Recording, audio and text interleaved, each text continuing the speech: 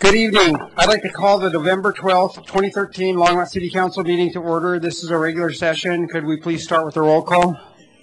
Yes, Mayor Coombs. Here. Council members Bagley. Here. Christensen. Here. Finley. Here. Levison. Moore. Here. And Santos. Here. Mayor Coombs, we have a quorum. All right, let's stand for Pledge of Allegiance.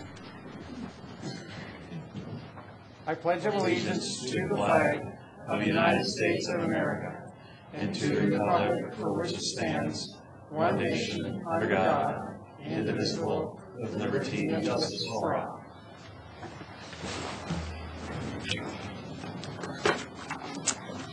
Anyone wishing to speak at first call, public invited to be heard, will need to add his or her name to a list outside the council chambers. Only those on the list will be invited to speak at first public invited to be heard. Speakers who do not place their names on the list will have the opportunity to speak during the public hearing items this evening or at the final call, public invited to be heard on any item at the end of the meeting. Valerie, are there any, I guess there's no minutes to approve. Are there any agenda revisions or submissions of documents? Yes, Mayor Coombs, there was a resolution and a communication laid at your desk today. It's a new resolution for the agenda, R 2013-112, and it has to do with temporary extension of the waiver of fees for building fees. I'll read the title of that in as consent agenda 9F. There's also a letter placed at your desk tonight from Art and Public Places Coordinator that goes with agenda item 9A3. And finally, a new chart for item 8C, which is the Park and Greenway Maintenance Funding item. And that's it. Okay. Is there a report from the city manager? Yes, Mayor and Council. Brad Power wanted to provide an update on the permitting associated with the waiver that we've had in place. Good evening, Mayor Coombs, members of council. I'm Brad Power. I'm the director of the Economic Development Department. And as Harold just mentioned, I was here for an update. You'll recall that the prior council, I guess, actually, on September 24th, adopted a resolution that provided for certain fee waivers related to building permits and plan fees for flood recovery for the properties, both commercial and residential, that were impacted within the high water flood zone from the event of mid-September. I'm here to provide a brief update and explain a little bit about item 9F because it was placed before you this evening. As of last Friday, we've issued 307 residential permits for flood repairs in the community and 8 commercial and industrial permits for repairs for those properties. The amount waived would be approximately $42,000. And so you asked us to provide an interim update. I'm here to fall on our sword a little bit in terms of the date that the expiration of these fee waivers crept up on us a little bit. The fee waivers are due to expire at the end of next Tuesday, the 19th. So therefore, what we did earlier today, in an abundance of caution, we wanted to extend this period for the remainder of this year. I can report this evening that the crest, or the high point of our intake of building permit applications seems to have crested around the end of October, the very beginning of this month. That being said, we're still doing several dozen of these permits per week. So it's our recommendation in item 9F later on your consent agenda would change the effective date of the expiration of the permit waivers from November 19th through December 31st of this year. No other parts of that resolution were changed. So with that, I will just conclude by saying one of the things I would like to do this evening, if you would permit me to do so, I just want to recognize our staff who has worked incredibly hard over the course of the last 8 or so weeks on helping folks through this. So I just wanted to say thank you to Chris Allison, Bernadette Tinoco, Ed Kotlinski, Jeremy Tamlin, John Spidell, Grady Halamachek, David Taylor, Linda Mead, Karen Von Felt, and Jane Madrid. So if you have any questions on 9F, we'll come back at that period in time. Thank you.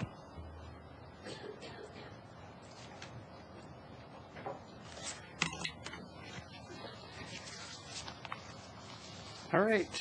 We have a proclamation designating the week November 24th through 30th as National Family Week in Longmont. The Jernigan family on behalf of the Children and Youth Resources will accept this proclamation. Are they here? All right, great. So I'll go ahead and read the proclamation, and then if you'd like to say just a few words, you can come up to the podium.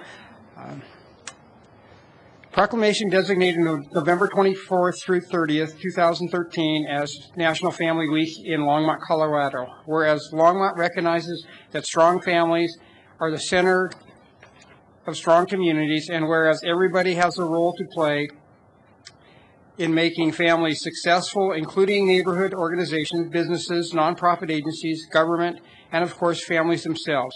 And whereas the experience of growing in a secure, loving family environment helps individuals develop talents that contribute to better citizenship and serve in our communities. And whereas Thanksgiving week is a time to honor the importance of families and recognize the special connections that support and strengthen families year-round. And whereas in honoring the importance of families, we recommit ourselves to enhance and extend all of the connections that strengthen and enrich families. Now, therefore, I, Dennis L. Coombs, Mayor, by the virtue of authority invested in me and the City Council of the City of Longmont, do hereby proclaim November 24th through 30th, 2013 as National Family Week in Longmont. And I invite all citizens in the community to acknowledge the significance of family to the health of our community. I'm going to come forward and accept your...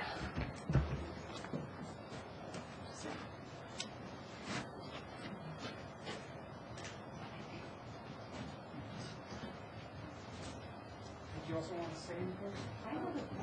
Okay, wow. Why don't you go up and go to the talk first, and then we'll... That's fair.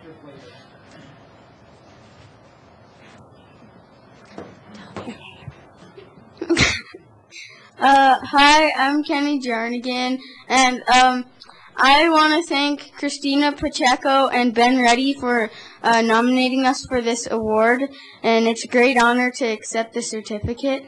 So, yeah. Thank you.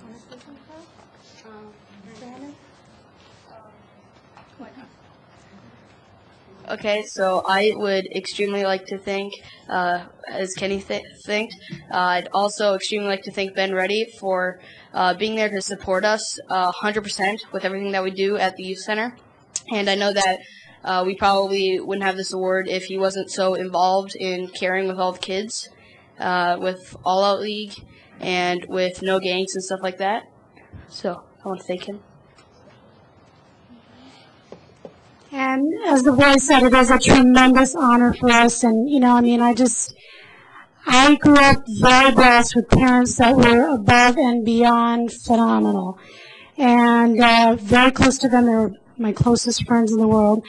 And so I just also want to thank them. You know, my mom is not with us anymore, and thank my daddy for the upbringing they gave me, because I told me not just to love my children, but to love being a mom. And I'm thankful that God gave me a wonderful husband who feels the same way about his children. So thank you very much. Thank you.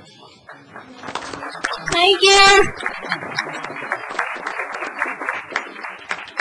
Come on around in the center of the circle. We'll take a picture with the mayor. You know, you should go too.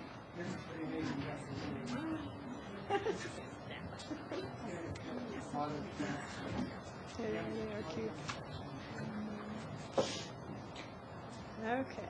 Ready? 1, 2, 3. Very good. Thank you. Thank you.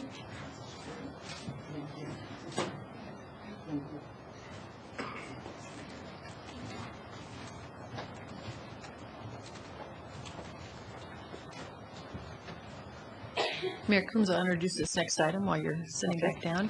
Your next item is an emergency declaration report from the city manager, and Harold Dominguez will introduce this. All right.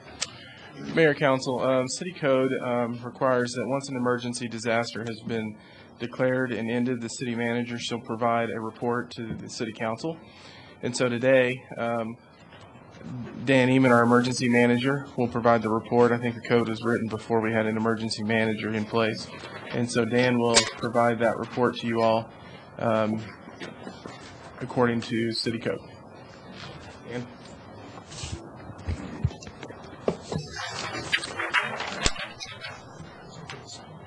Good evening, Mayor and members of Council. I'm here to give you a little introduction into what we did. I think before I get started too much, I want to tell you what this is not. This is not going to be a real comprehensive review of the incident. You know, somebody will write that someday, and as you'll see as I go through this, if I did it, it would be lots of pictures and probably quite boring. So somebody will do that. But what this is fulfilling a requirement of a report back to you. And in our form of government, the city manager has the authority, the only authority, to declare a disaster. And that lasts for up to 7 days, and then we have to come back to you and ask for an extension, which we did. And that extension expired October 10th. So according to this, about 30 days later, we need to come back to you and tell you what we did. And I'm going to focus primarily on significant actions and a little bit of expenses. It's not going to be a step-by-step outline of everything we did. I really want to try to focus on the big picture items. But first, I want to frame things for you just a little bit. September 11th is when things kind of got started. The highlighted red there is Boulder County. And the only reason I put this up there is to really kind of emphasize what a widespread event this was. You know, the Weather Service for years has been telling us that the horrors situation is a storm coming from the east with a low-pressure system coming up the mountains, and that causes things to just stop and stall, which is exactly what this did. September 12th looked very similar to it, and as you can see, it was, again, a widespread event, and that storm sat there for a long, long, long time. And I know you can't read those, but basically the 7-day rainfall totals from September 9th through the 16th ranged from 8 to 20 inches, and the St. Vrain drainage is about 250 square miles, which is an awful lot of drainage into our tributary. And the Weather Services categorize this as a 1,000-year rainfall event, not to be confused with the 1,000-year flood event. That's a measure of cubic feet per second. This is purely on rainfall. So this was a big deal. So what I want to do is take you quickly west to east. These pictures are taken from a flight on September 13th. The water had not yet reached its high point. This is actually on the way up. What you can see, just to orient you a little bit, in the top left corner, that's Lyons. And what the river did is it went west to east as it breached its banks, about 9 times on the way down. The blue line is the old St. Vrain Channel. And as you can see by the breach, there's an awful lot of new St. Vrain channels. That's Cemex in the middle, and you can see all that brown water. It's a whole new river. This is the same thing looking the other way. So the old St. Vrain goes to the left, breach goes to the right, and the river just started to flow. And what it did when it started to flow is hit all these gravel ponds. That blue line again is the old St. Vrain, but as you can see, all the dirty, muddy water, it filled up all these gravel ponds. And as it went, they just breached, filled up, and breached to create a nice flow. So it really, for all intents and purposes, created a second river. This is a view looking east towards town. You can see the airport. And then what you really want to focus on is the 2 rivers. You can see the brown, muddy stuff on the left. That's the channel through the gravel ponds. And the line of trees in the middle is the old St. Vrain River. And what's important to know about this is, imagine all of that water on the left being in the channel on the right. So the breaches did a couple of things. It did split the flow. So we kind of had 2 evenly flowing rivers, which had a couple of consequences as we go further on. This is looking north. That's Airport Road. And just to orient you a little bit further, that's the Airport Road Bridge. So you can see the old channel flowing underneath that, and that eventually overtopped. And as we come back out, that's about a mile wide. So at the western edge of the city, the floodwaters were approximately a mile wide. And as you can see, they're flowing into the neighborhoods. That's where those Greens, Champion Greens, and the Valley neighborhoods took their water, was from the new river. That was the bad news. If you could classify any of it as good news, is it took all of that flow away from the middle channel. And as we go through, we'll kind of see what effect that could have had. This is a picture from September 12th on Hover. That bridge also overtopped. And as we move a little bit towards the east, this is the Sunset Bridge on September 12th. And there's a couple things to notice about this picture. One is you can see the water flow start to kind of spill back on itself. So the debris piled up under these bridges and forced the water to create a new path.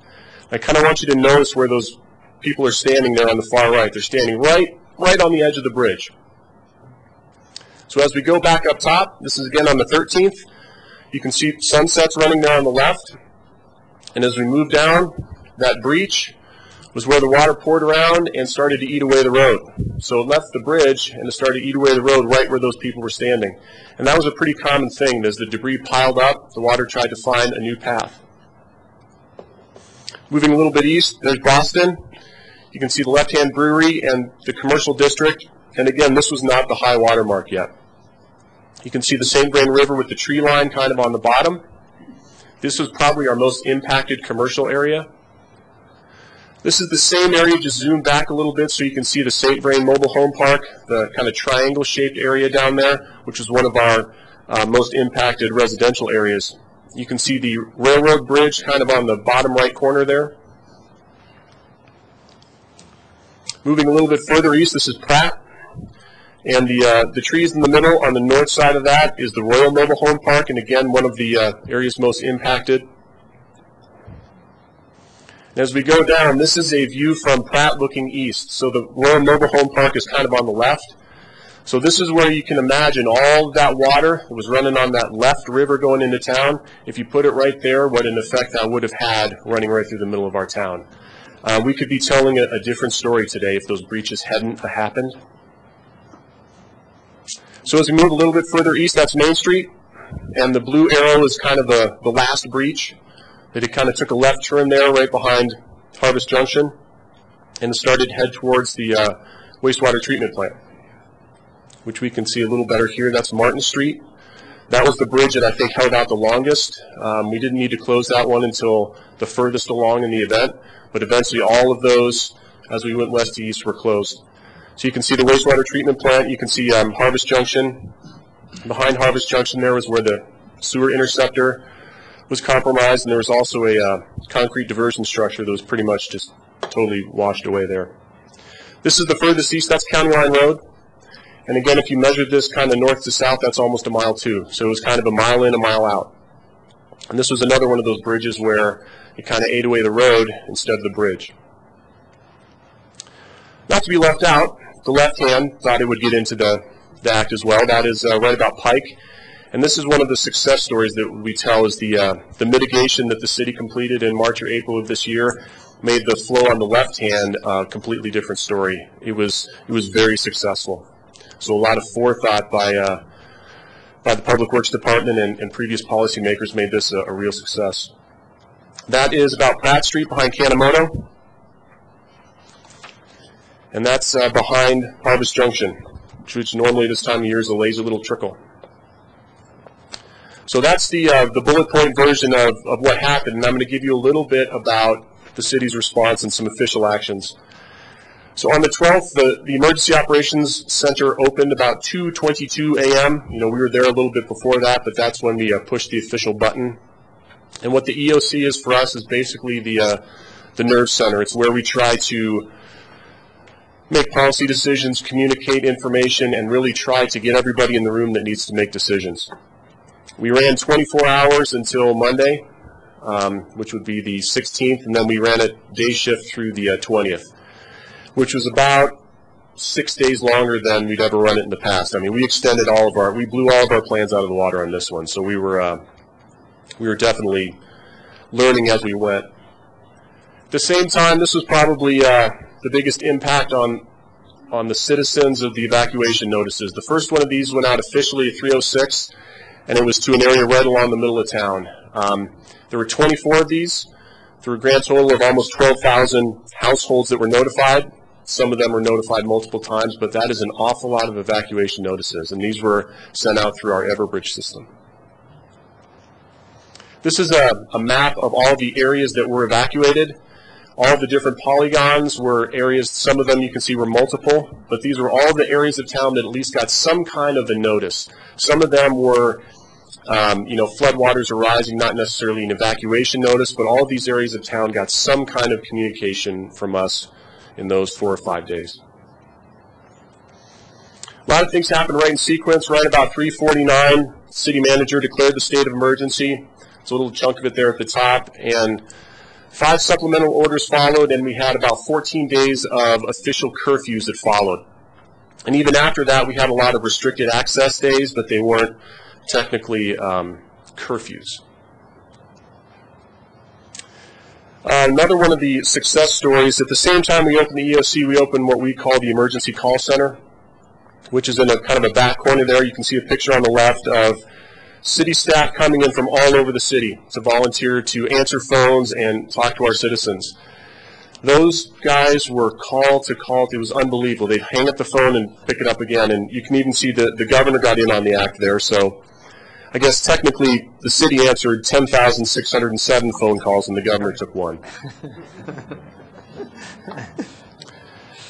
If we ask people to evacuate, it's kind of nice of us to at least provide a place for them to go.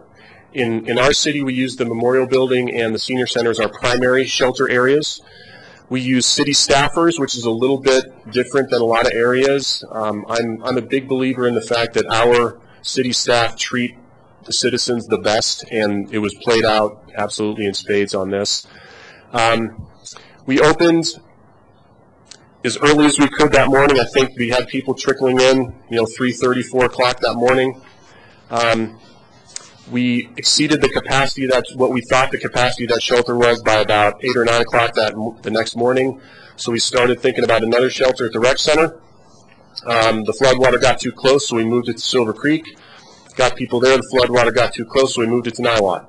So we had some interesting movement of people issues. These are general numbers. The high point was 181 overnight. We had an awful lot more than that during the day. We didn't really count daytime, but it's pretty typical in shelters that you get a lot of people coming there during the daytime really for information. And that's what that turns out to be, is a vehicle for us to get information out to people. And there's another event later on night of September 14th that I want to kind of highlight that really brought a lot of things together. There was, I believe it was Ken Hewson and Dale Rademacher came up with what I thought was just kind of a genius moment, that we have this second river running and it's impacting our city. What are we going to do to try to deal with it? So they came up with a really, really great idea of, well, we're going to cut a trench, and that blue line is, I'm sure, exactly where that trench is. Yeah, exactly. From the new river back to the old channel. And this was also a great example of partnership. We had, I think at one point we had all 3 Boulder County commissioners, county staff, city manager, I believe the mayor was there, and we're on the phone to the Army Corps of Engineers in Nebraska asking for permission to do this. Dale Rademacher made a phone call to Reggie Golden, who owns part of that property. We had to cut through a really, really nice county road, Hygiene Road right there, one of their new ones, go through some county open space to cut a trench back to the old river. And I believe it was one of our local contractors, Excavating, that did this for us. So this was a real partnership event, and that's what the trench looked like that night. So they cut a little bit on the 14th and widened it the next day, because that Sunday, the 15th, we were expecting that last storm. So this was one of those, what can we do to make sure things aren't going to get worse? And it worked remarkably well. It was just a brilliant idea that really played out. The other thing that was really emphasized in this event was the importance of public information, how important it was to communicate everything we knew as soon as we possibly could. The days are gone when people sit around and wait for the 10 o'clock news. That doesn't happen. People sit with their iPhones and refresh it, every 5 seconds, and they want information. And in an incident like this, that's changing minute by minute, second by second, it was a challenge keeping up.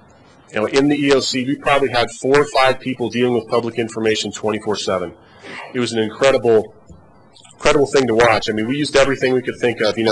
Jeff Satter up there, the top left, Mr. Longmont Update himself got an awful lot of airtime.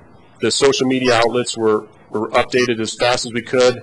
Created a new Longmont OEM website, and those numbers on the bottom left were given to me. I'm sure that they mean something. They look really impressive, but unfortunately I'm unable to explain to you what they actually mean. Over the weekend, we realized this was a very long-term event that we're going to be dealing with for a long time, so we started talking about recovery. So we sent our risk management team to start with, Deb Darnafal and Doug Spite, and we came up with a plan to use the mall for a fantastic idea. Let's turn it into a recovery center. And through the work of hundreds of volunteers incredible amount of work by city staff. They created the first recovery center in the state of Colorado that opened Monday morning. They had a full-blown warehouse going that day. It's still open in some fashion today. The numbers on this are tough to come by because they're gathered by county, but thousands of people have been through that recovery center. And that is our Citizens Avenue to connect with FEMA and other nonprofits and other sources of help.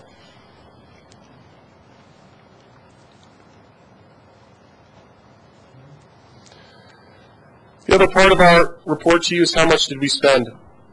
So these were total expenditures during that time. So this is actually money out. This certainly doesn't compare anywhere close to the number we're projecting it's going to cost in the end, but this is about how much we spent, broken down into 3 categories. We have detail on this if you're interested, but in general, that's a ballpark price tag. It's probably going to grow a little bit as we get some additional invoices in, but it probably won't grow significantly.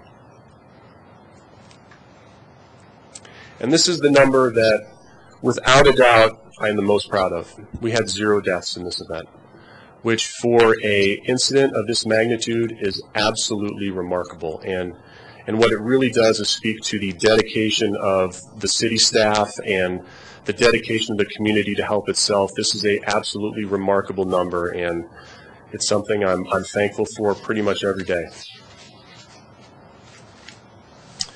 And that is all I have for you. I would be more than happy to answer any questions you may have.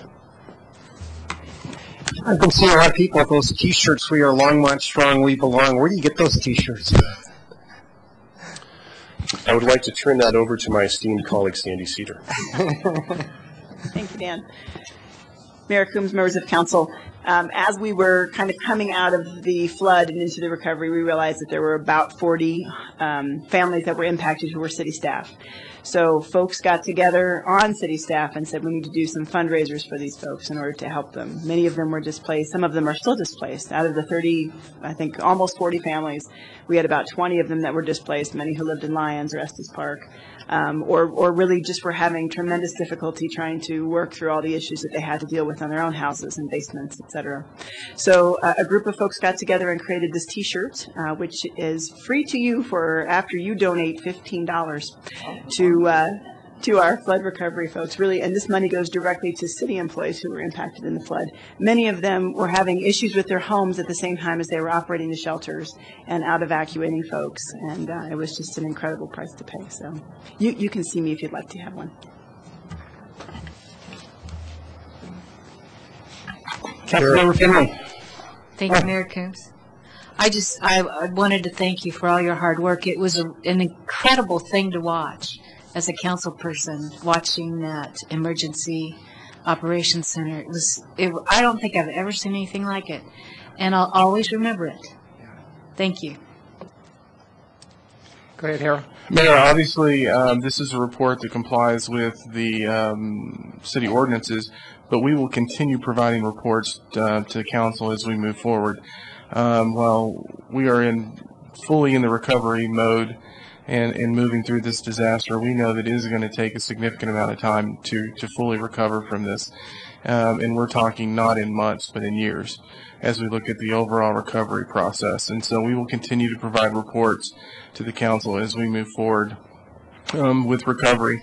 I would like to say that this was, and I've said this before, and I'll say it again, and I will continue to say it. It was truly an honor for me to work with everyone in this process. It was great work by the entire organization, by the city council. I know there were times council members were answering phones, working in shelters, and then the community as a whole. This was an event where everyone came together and really worked for the betterment of our community and to move through this. And so, outstanding effort, council. I want to thank you all for what you did in that process. It really helped as we were moving forward. And I want to thank Dan, because throughout all of this, when we were thinking about things and coming up with, at times, what could have been considered really ideas that were out there. Dan was willing to go along and move through those conversations as we were reacting very quickly. He did an awesome job making sure that we were prepared as an organization to move through this. And as he indicated, when the plans were out the window, we were all collectively making plans to deal with the issues that we have to deal with. And so I want to thank Dan for his work and everything that he's done in this process. Also want to thank Public Works and Natural Resources, Dale, Nick, Ken. I could name all of them. They did a tremendous job in this, but the entire organization. I could name everyone, Jeff Reisner and Housing and on and on and on. And so I don't miss anyone. I'm just going to say I want to thank everyone for everything they did. Truly outstanding work, and they're continuing to perform at amazing levels. Technically, you're in a state of disaster as long as you're stretched beyond capacity. And I will tell you, we are still stretched as an organization, but we're not beyond our capacity, and we're handling other things. And so that's just a testament to all the folks that we have working on this event. So I just wanted to recognize Dan, too, because he did a lot, and he put up with me throughout the process. So thank you, Dan.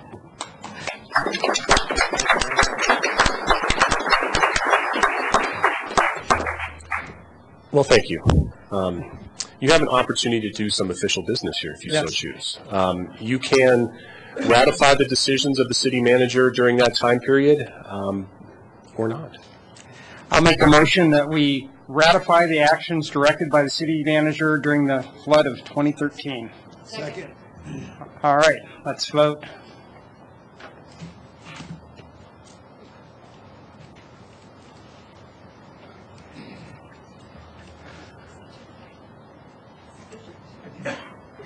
Push it again. Okay, that passes 6-0 with Councilmember Levison absent. Thank you. Before I leave the podium, I wanted to make one final statement. We have in our building right upstairs, at any given time, pretty much day or night and through the weekend, 12 or 15 of our FEMA partners. And a couple things I wanted to say about FEMA. We certainly in emergency management, we kind of get drilled in with lots of FEMA horror stories throughout the years. But I can tell you that the experiences that I have had and the city staff has had with our FEMA partners is nothing short of spectacular. They are incredibly dedicated people. They've spent pretty much every waking moment in our building since they got here without the benefit of going home to see their families. Some of them have been here since the rain was falling and haven't left. So what we wanted to do briefly before we continue on is take a moment to recognize a couple of our FEMA members that are in the audience, just as a sign of our thanks and the incredible partnership that they've given to us so far. And they're going to be here for a while. We don't hear no. What we hear is we're here to do everything we can to help you. We're here to help you restore your community, and certainly, on behalf of the city manager, I want to officially thank them for that and recognize them. So we have some in the audience, and I would like for them to come up and be properly embarrassed in front of everybody. Mayor, if I can add, I've had the opportunity to work with these groups before. The group that we have in the office right above us, truly an amazing group, and have been awesome to work with, and I can't thank them enough for everything they've done in working through some really difficult conversations, because Colorado water law is unique. The debris we're seeing is unique, and they've done an amazing job, so I just want to add that to the conversation. Well, I speak for the entire council that all of us appreciate all the hard work and the sacrifices that they all did, so thank you.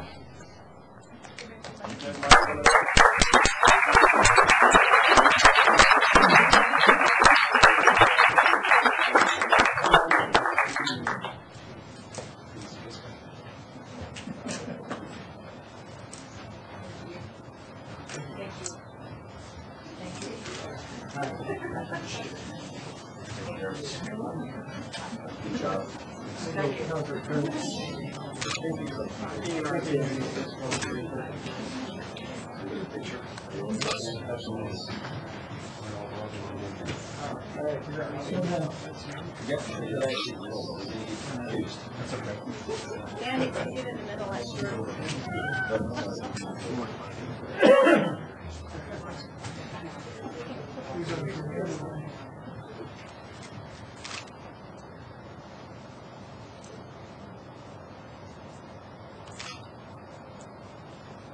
One, two, three. I'm gonna take a couple. I can't quite see Charlie. There we go. One, two, three. Take one more.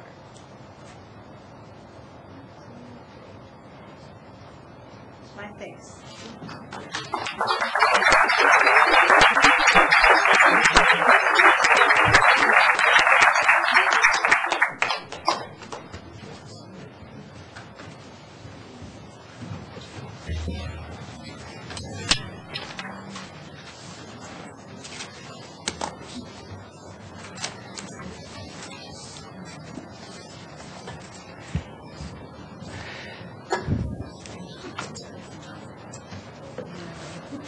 Okay, the first person on the list for public invited to be heard is Paul Tiger. So please come down and state your name and address for the record. Paul Tiger, 634 Main Street. I just wanted to say a couple of things in relation to the flood. On the 12th, I had to go to Denver to get a friend of mine who was having some exploratory surgery at CU Medical Center, and lo and behold, CU decided to close all their campuses. So I had to go get him and bring him back here. On our way back, one of the places that we stopped was the intersection of 4th Avenue and the Oligarchy Ditch, which is just above my house. There was a lot of water coming down 4th Avenue from Fox Hill and just from the sky. We stopped there at the bridge and we saw a tree, still quite vertical, in a big mass of mud moving towards the bridge. And I says, oh my gosh, this is going to be a catastrophe. And I got on the phone and I called the Dan's office. And they said, oh, we've got somebody on it. Well, I've heard that from the city before. And all of a sudden, a police car pulled up next to me. You know, I have a tendency to be paranoid about police cars. And it was one of my beat officers, and he had a video camera. And he was feeding a signal back. They were watching this tree. They knew about this tree, and they knew about all of the obstructions in the Oligarchy Ditch. And I thank them very much for all of the work that they did, all of the different people that came together. You would have thought, well, maybe it would be a water person or a parks person. I thought it was a cop with a video camera. Awesome. Really awesome. And he asked, he says, did it move? And I said, it's moving now. Well, it didn't get stuck in the bridge. And I thank everybody. There were so many stories like that all around where I saw people pitching in. Now I'm going to pitch in. Yesterday, you guys had the classic case for my bill. It's Jonathan Singer's bill. It doesn't have a number yet, but it will a little later next month. And that's for approval voting. And approval voting, some of you are familiar with it. I've come and talked to you about it before. There's some newcomers here. I didn't bring any handouts because you don't read. You throw that stuff away. You can go 5 seconds on Google. I know you read everything. And you can look up approval voting, but I can bring some materials later on. Essentially what it does is it lets you vote for all the candidates or all the issues that you want to, and the one with the most votes wins. Also, if you vote for all of them, including on issues, that is an equivalent of none of the above. Some of that scares some people, but I don't think it scares the voters. Anyway, last night you had an opportunity to use approval voting, which is not illegal in this state. It's just not been, there haven't been rules set for it. So we're hoping that this year we'll get approval voting here. Thank you. Deborah Pointis, followed by Penny Nickel.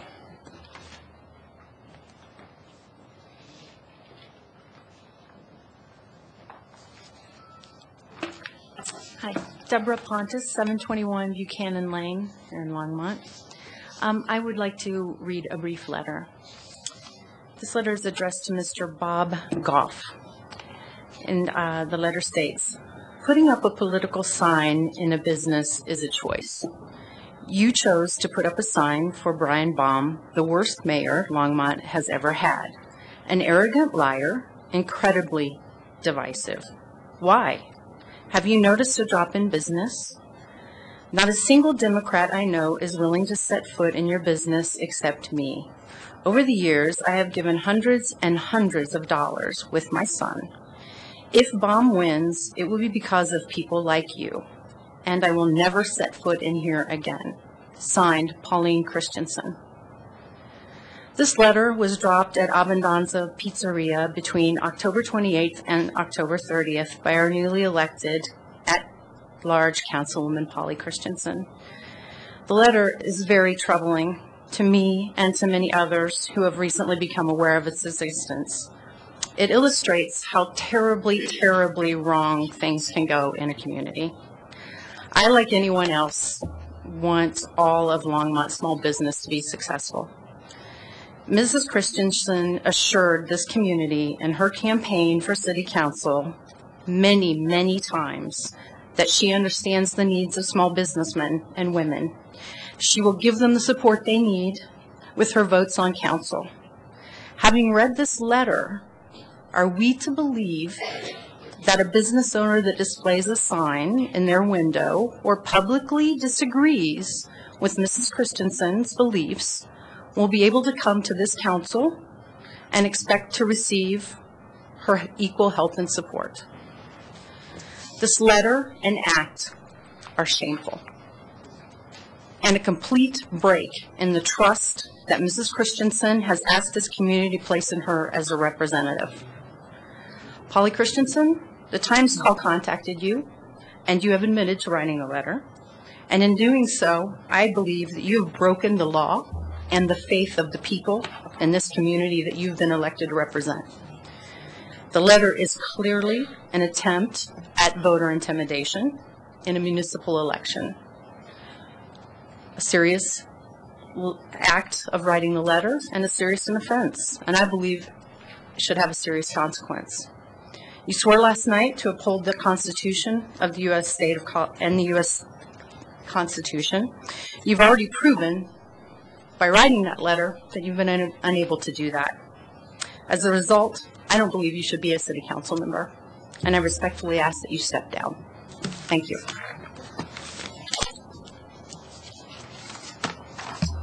Penny Nickel.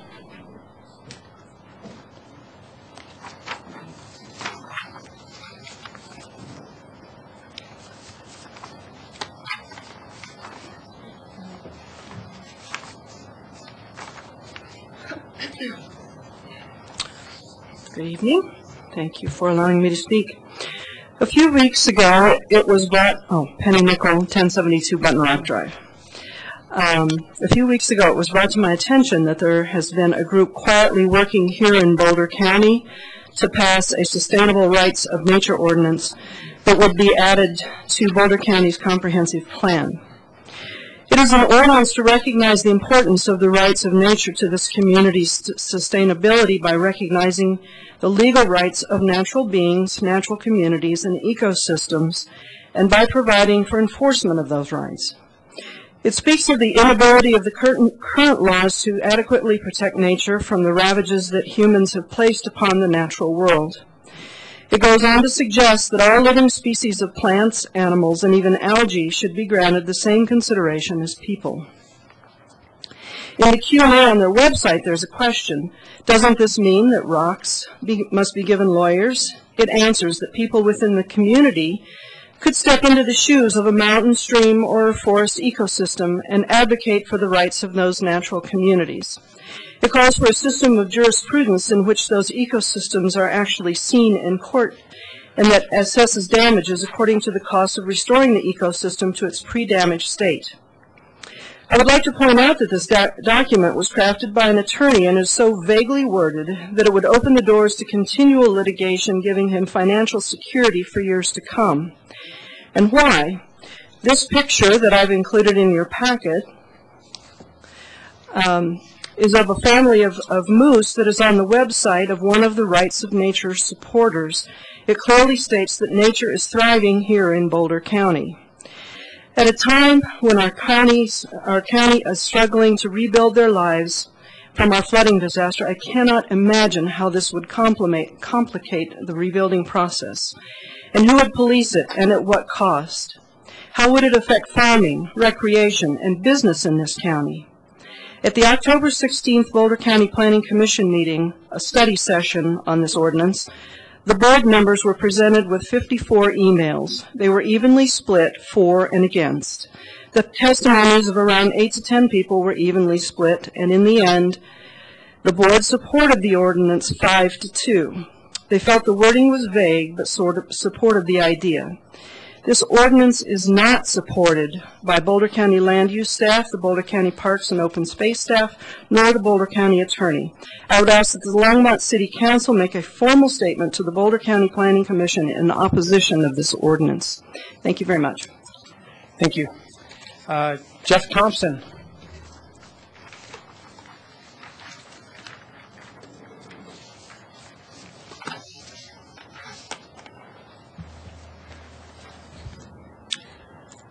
Jeff Thompson, 1616 Summers Street. This is mostly for the new members of the council because this is a good example of how the staff manipulates the council. I want to talk about the electric rate hike. The information that you need to understand the electric rate hike is in the proposed Platte River Power Authority's proposed budget for 2014, which has been out since September. You cannot understand that rate hike without having that document, and yet it was not put in your packet. The document explains that they need the rate hike to get the correct debt service ratio, according to their policies on a debt service ratio. They need an additional $3.8 million in revenues, and that justified the 2% rate hike that was proposed back in September. On October 23rd, as directors, Mayor Coombs and Tom Roniotis both got a memo from the controller of Platte River Power Authority and said that $3.8 million that they needed had gone down to just $800,000. So I don't know what that comes out to a rate hike, but it's probably less than 1%, and Platte River probably would not even bother with that. Platte River has never proposed to increase the renewable premium. However, the ordinance that's proposed tonight says they need to increase the renewable premium. So that's just a total scam. In fact, if you look at the budget, I can walk you through the budget and show you that the budget proves conclusively that there's no need for a renewable premium. And that will save the city a fortune. And I don't know why Mayor Coombs and Mr. Roniotis are trying to build this up. They took a flim-flam projection of a rate hike, which has now pretty much gone away, and somehow parlayed a 2% flim-flam rate hike into 5% that they want to get out of us. I can see I'm running out of time, but there's a social justice issue here, because on everything on the agenda tonight, because you're taking things that should be paid for with sales tax, which is a more neutral tax, and forcing us to, getting this money out of us with fees, because everybody needs things like water and electricity. All the time.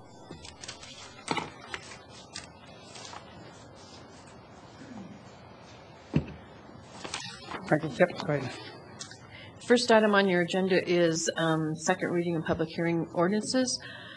Ordinance 2013-61, a bill for an ordinance making additional appropriations for the expenses and liabilities of the City of Longmont for the fiscal year beginning January 1st, 2016.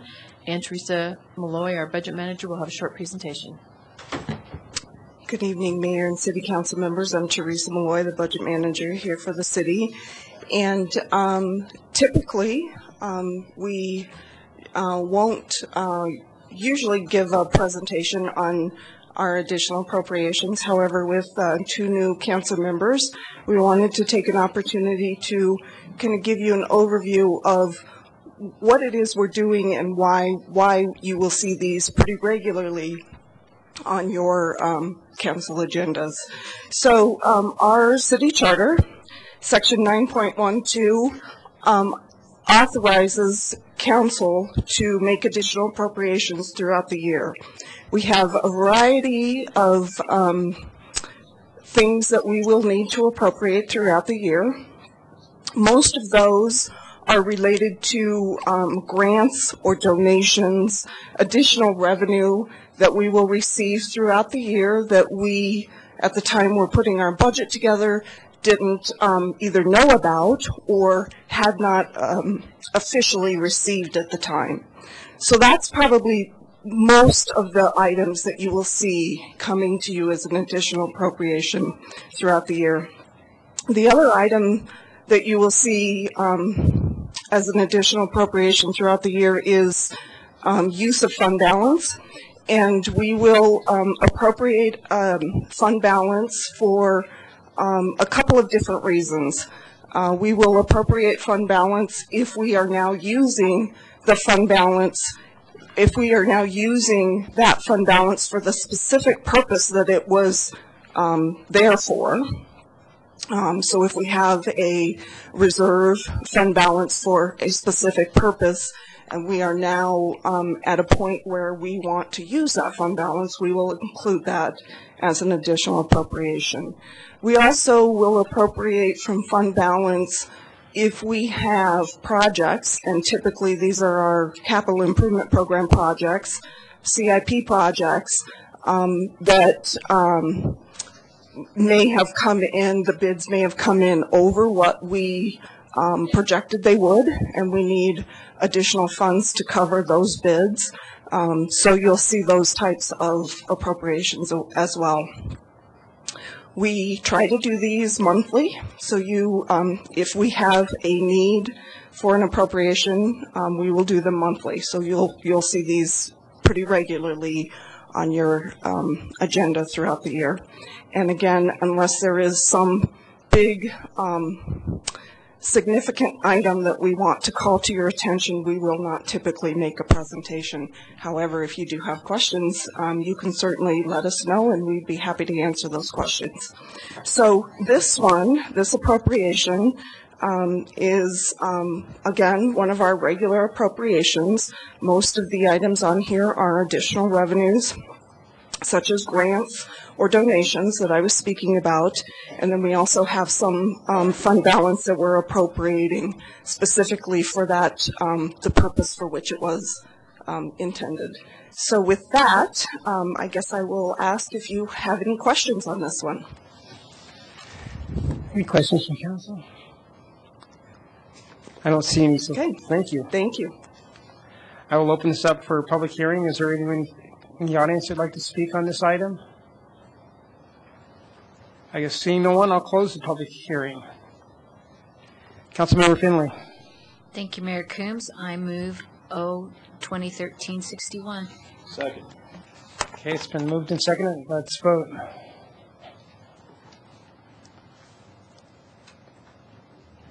Passes 6-0 with Councilmember Levison absent.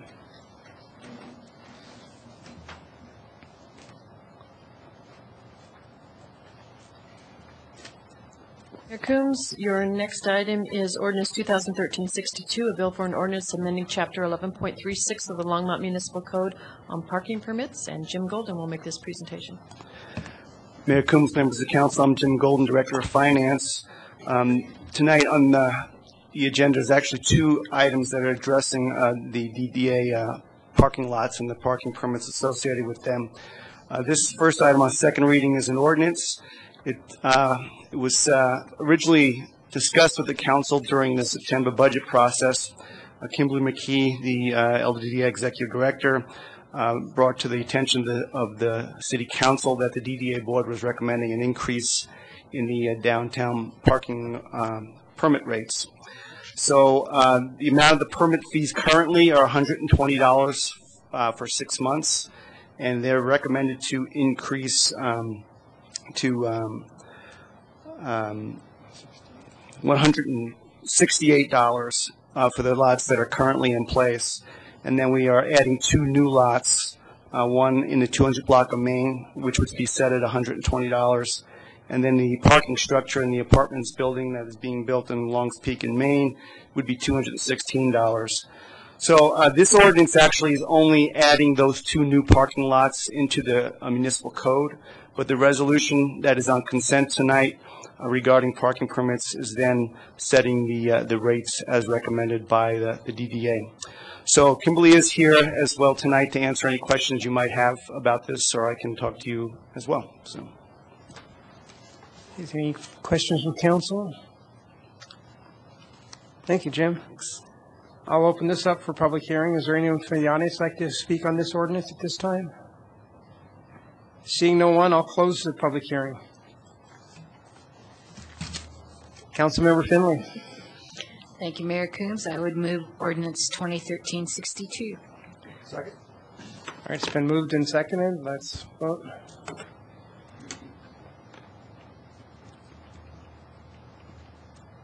Passes 6-0 with Councilmember Levison absent. The next item on your agenda is actually 2 ordinances. The first one is ordinance 2013-63, a bill for an ordinance establishing a new chapter 4.70 of the Longmont Municipal Code, creating a park and greenway maintenance fund. And the second one is ordinance 2013-64, a bill for an ordinance amending chapter 14.50 of the Longmont Municipal Code on the park and greenway maintenance fee. And Kim Sugar is here to make this presentation, and this is the chart that was laid on your desk tonight, goes with this. Good evening, Mayor and Council. Tonight I just want to do a quick recap of the Parks and Greenways maintenance fee as well, or both fees, one for the ongoing fee as well as the one that we're implementing for a 3-year period as a result of the flood. So back in September, we did receive direction from Council to go back and create a $2 per month park and maintenance fee. That covers maintenance and renewal for parks, greenways, and pools. And then also we were directed to look at our different existing funding sources and identify where we could utilize some of those funds for a variety of renewal needs. And that included the Conservation Trust Fund, Open Space Fund, and the Public Improvement Fund. And also, as part of our plan, we will continue using general fund to fund the daily operation and maintenance of our park system. And also with this, we have created a new fund, the Park and Greenway Maintenance Fund, in which these funds will be deposited. So this is a table that you have at your desk, because I know you can't read this one, but in it we're just trying to highlight that we do have a plan for the different funding for Public Improvement Fund, which will cover renewal. Conservation Trust Fund will cover renewal.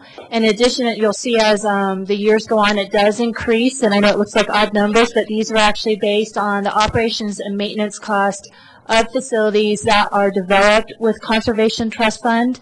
Existing now, that means the St. Vrain Greenway, but after a flood, we may have some additional facilities that we could cover operation and maintenance on. Open space in here, we will be utilizing open space to cover the operation and maintenance costs of facilities that have been constructed with our open space funds, such as facilities at Golden Ponds, the Spring Gulch Trail that'll be coming online. And then additionally, general fund, it's the same funding with the 3% escalation over each year.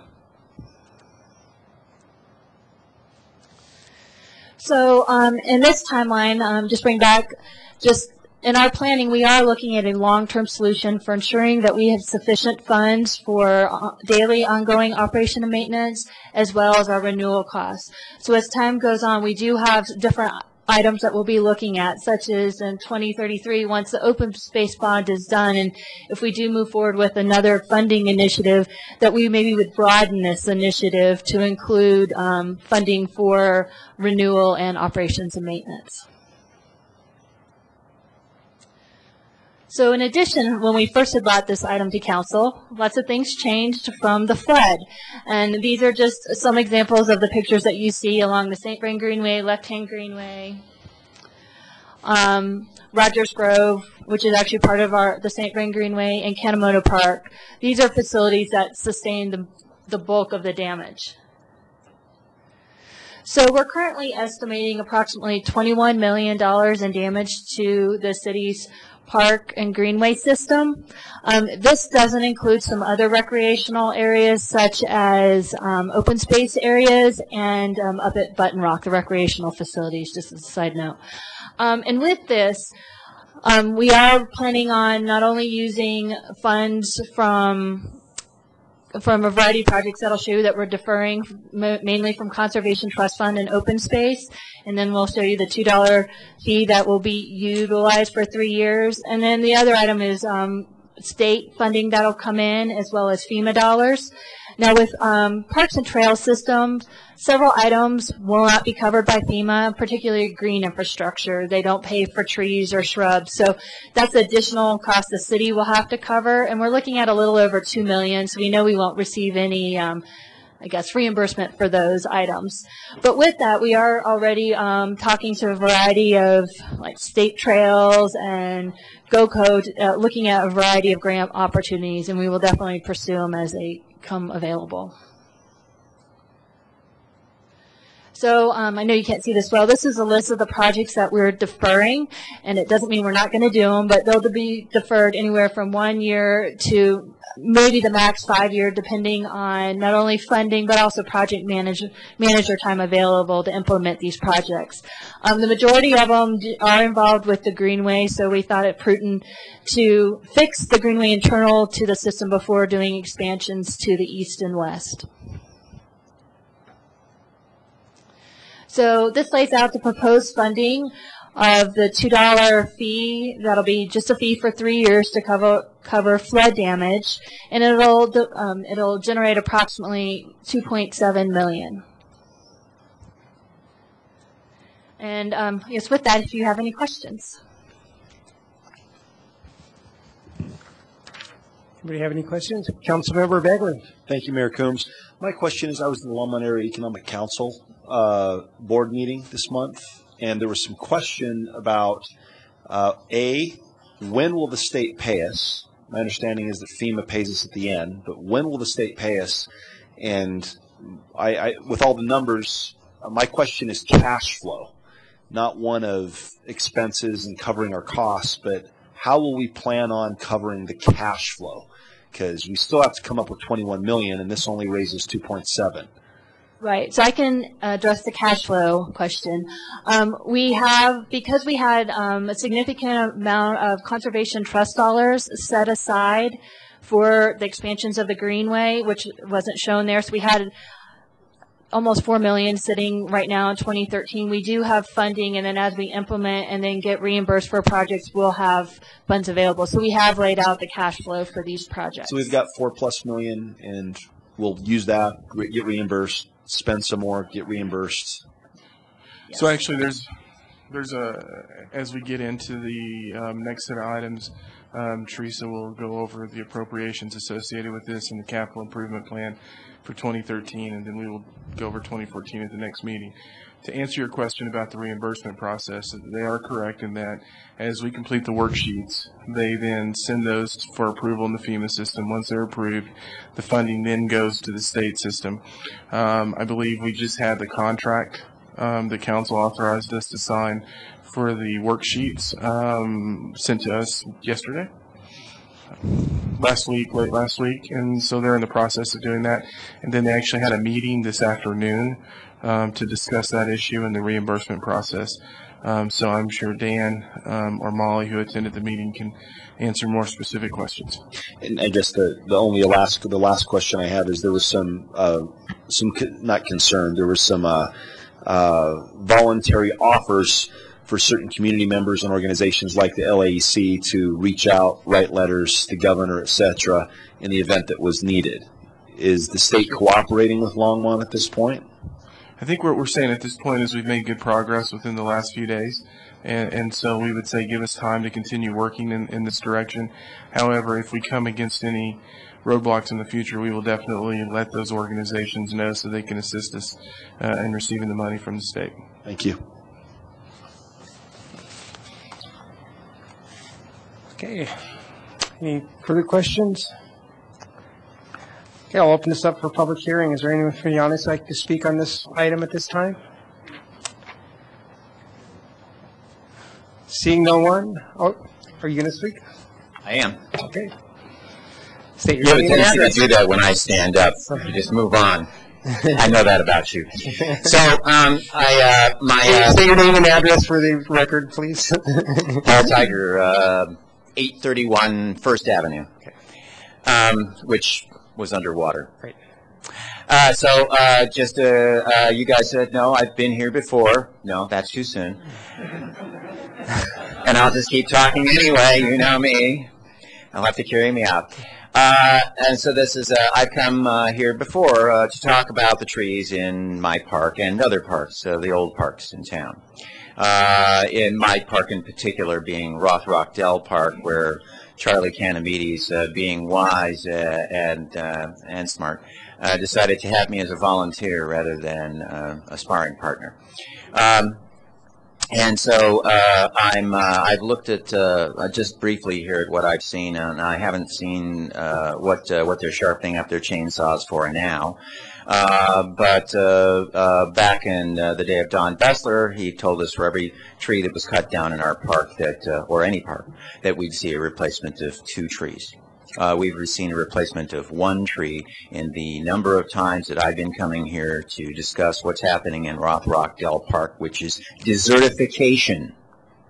And so I ask you again to look at the old parks and find out what trees belong there. During the time when they were planting trees along 3rd Avenue in front of between 3rd and between Lashley and Martin, a lot of trees were being planted. We'd gotten trees, I think it was from Tree Farm and other places, donations, and they were being planted in big clumps in places that have now been washed away, which we wouldn't have known, on a trail that I really do and did love. But we didn't see that in our park. We saw more desertification, also aided by the St. Vrain Valley School District. So I ask you again, Rothrock Dell Park, my area, I'll go get a petition for trees maybe, I don't know. Thank you very much. Thank you. Is there anybody else that'd like to speak on this agenda item? All right, I'll close the public hearing.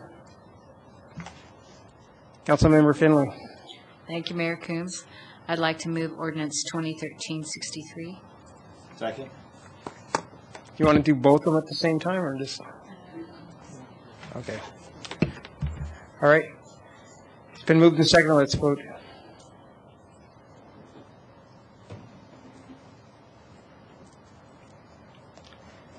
Okay, it passes 6-0 with Councilmember Levison absent.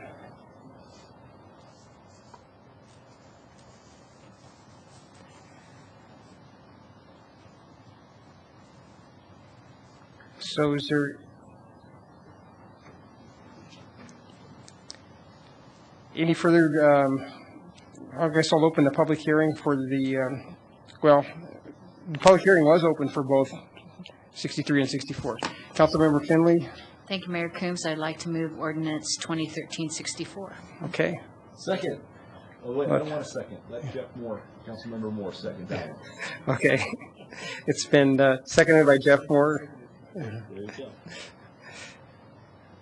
Let's vote.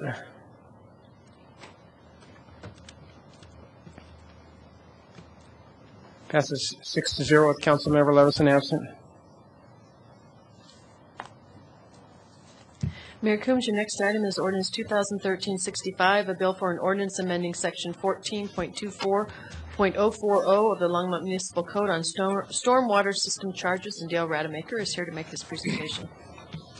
Mayor Combs and members of council, I'm Dale Rademacher, Director of Public Works and Natural Resources. Again, we'll just do this very briefly. City Council, you considered these items at your October 22nd meeting, and this again is dealing with rate changes in the storm sewer system directly related to flood recovery costs. So what I'm going to talk about just real briefly is the proposed rate changes, the 2014 revised budget numbers, a quick look at the cash flow, and just some comparison of utility bills, both 2013 and 2014. And so the direction that you gave us on back on October 22nd was to move forward with the rate increase to change the rate from $777 a month to $1305 per month for an increase of $528. And council, you'll recall that we came to you at that time with two different rate scenarios, one with a $20 million additional potential bond in the future, and another one that had an additional $20 million out in 2016. And what staff recommended at that time is that you only move forward with the first one until we can decide and figure out what level of funding we might receive from the federal and state governments. So just real quickly, again, the 2014 budget is changing dramatically in the storm drainage fund. The capital program is going from about $400,000 to $3.6.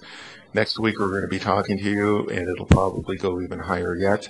But the important thing is that it doesn't change the necessary rate issues because we're able to cash flow those out.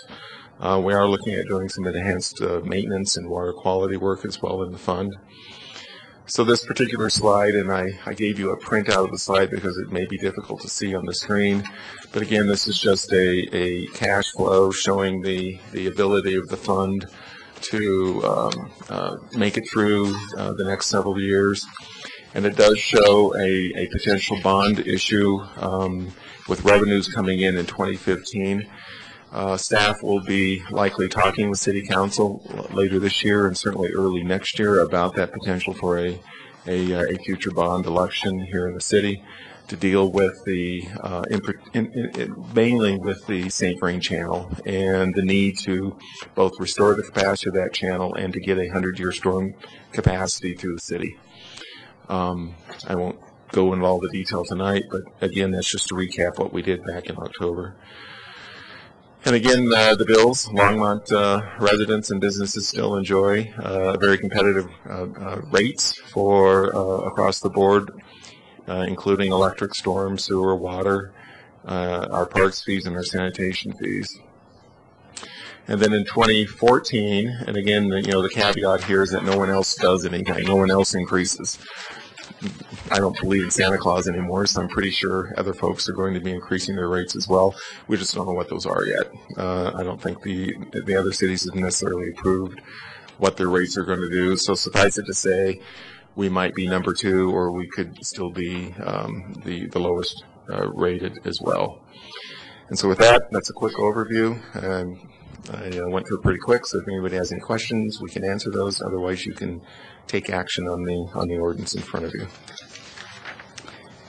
Any questions from council? Thank you, Dale. Councilmember, okay. I'll open this up for public hearing. Is there anybody from the public you'd like to speak at this item at this time? Seeing no one, I'll close the public hearing. Councilmember Santos. Thank you, Mayor. I move ordinance 2013-65. All right, it's been moved and seconded. Let's vote. That passes 6-0 with Councilmember Levison absent.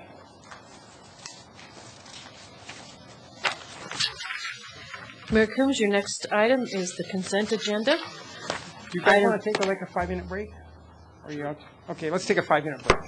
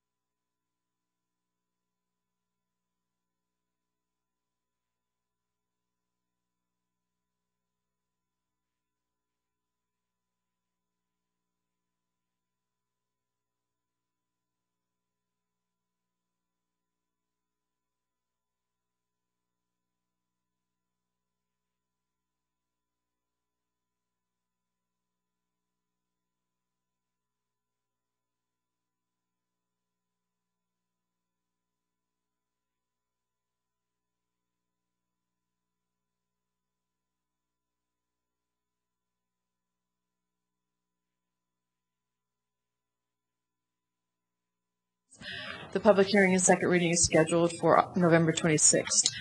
Then there is Resolution 2013-108, which is also a flood-related item, loaning excess earnings in the city's fleet fund to the Storm Drainage Enterprise Fund and providing for repayment of a loan from the Storm Drainage Enterprise Fund.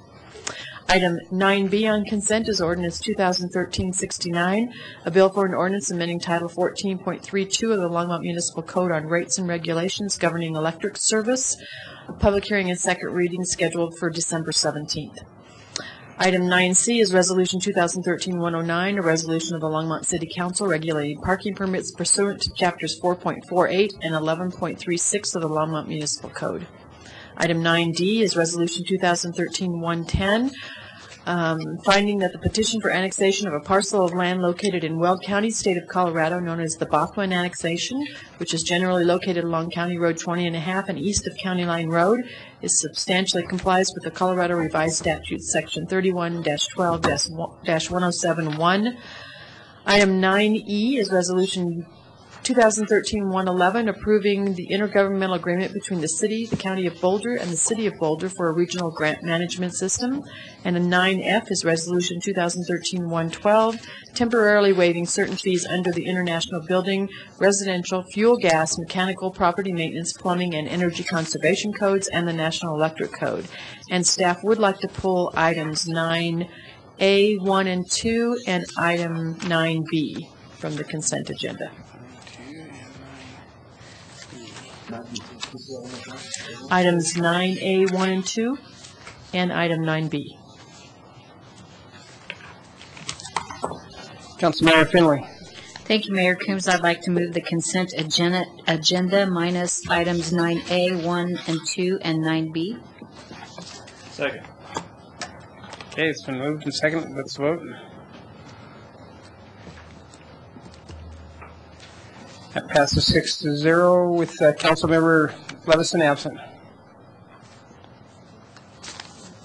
First item pulled are the two ordinances related to the flood-related items, 9A, Ordinance 2013-66, and 9A2, Ordinance 2013-67. Teresa Malloy will explain those.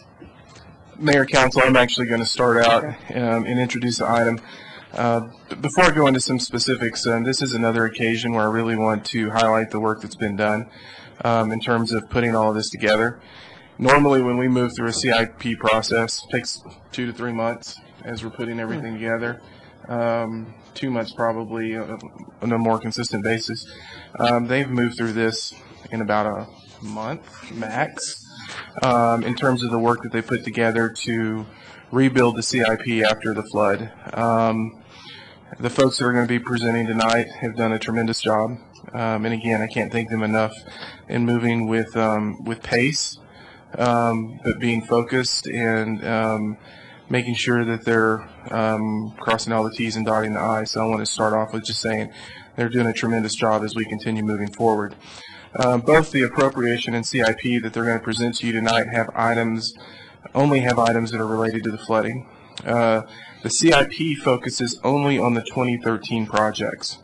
And I really want to highlight that because at the next meeting in the study session, we will actually go over the 2014 projects. So this is only amending the 2013 CIP on those items that we have to start now. This also goes along with the emergency report that Dan presented earlier, and this is more information that we're going to be pulling together as we can continue moving forward. In most cases, we are ratifying flood-related actions taken both during the event and over the past month as we've been moving through recovery. If there's any questions for me, I'll be happy to answer those. If not, I will turn it over to Teresa. Good evening, Mayor and City Council. Teresa Malloy, Budget Manager. So as the City Manager mentioned, this appropriation and CIP is dealing only with flood-related items. And it is, the appropriation is rather significant at just under $12.4 million. It's quite a chunk of money. So we wanted to take an opportunity to really brief you on what is included in this appropriation and then the accompanying CIP amendment. So the 12 points, almost $4 million is quite a bit more than what you heard from Dan Eman in his report. And I guess it's important here to point out that not only does it include those items that Dan Eman was speaking about, but it also includes any of our CIP projects for which we will begin either planning for and or constructing this year. So that's really the bulk of the dollars here. But there is a couple of other items that I did want to bring to your attention, and then we will spend quite a bit of time, the rest of the staff will spend quite a bit of time talking to you about those, in particularly those CIP projects. So the appropriation, the way that we've kind of laid it out, is to list what the item is, and then to show you how much of that is going to be offset by FEMA dollars and how much of that is going to be offset by state dollars. So in general, we can expect to see about 75% of our flood-related costs being offset by FEMA funds.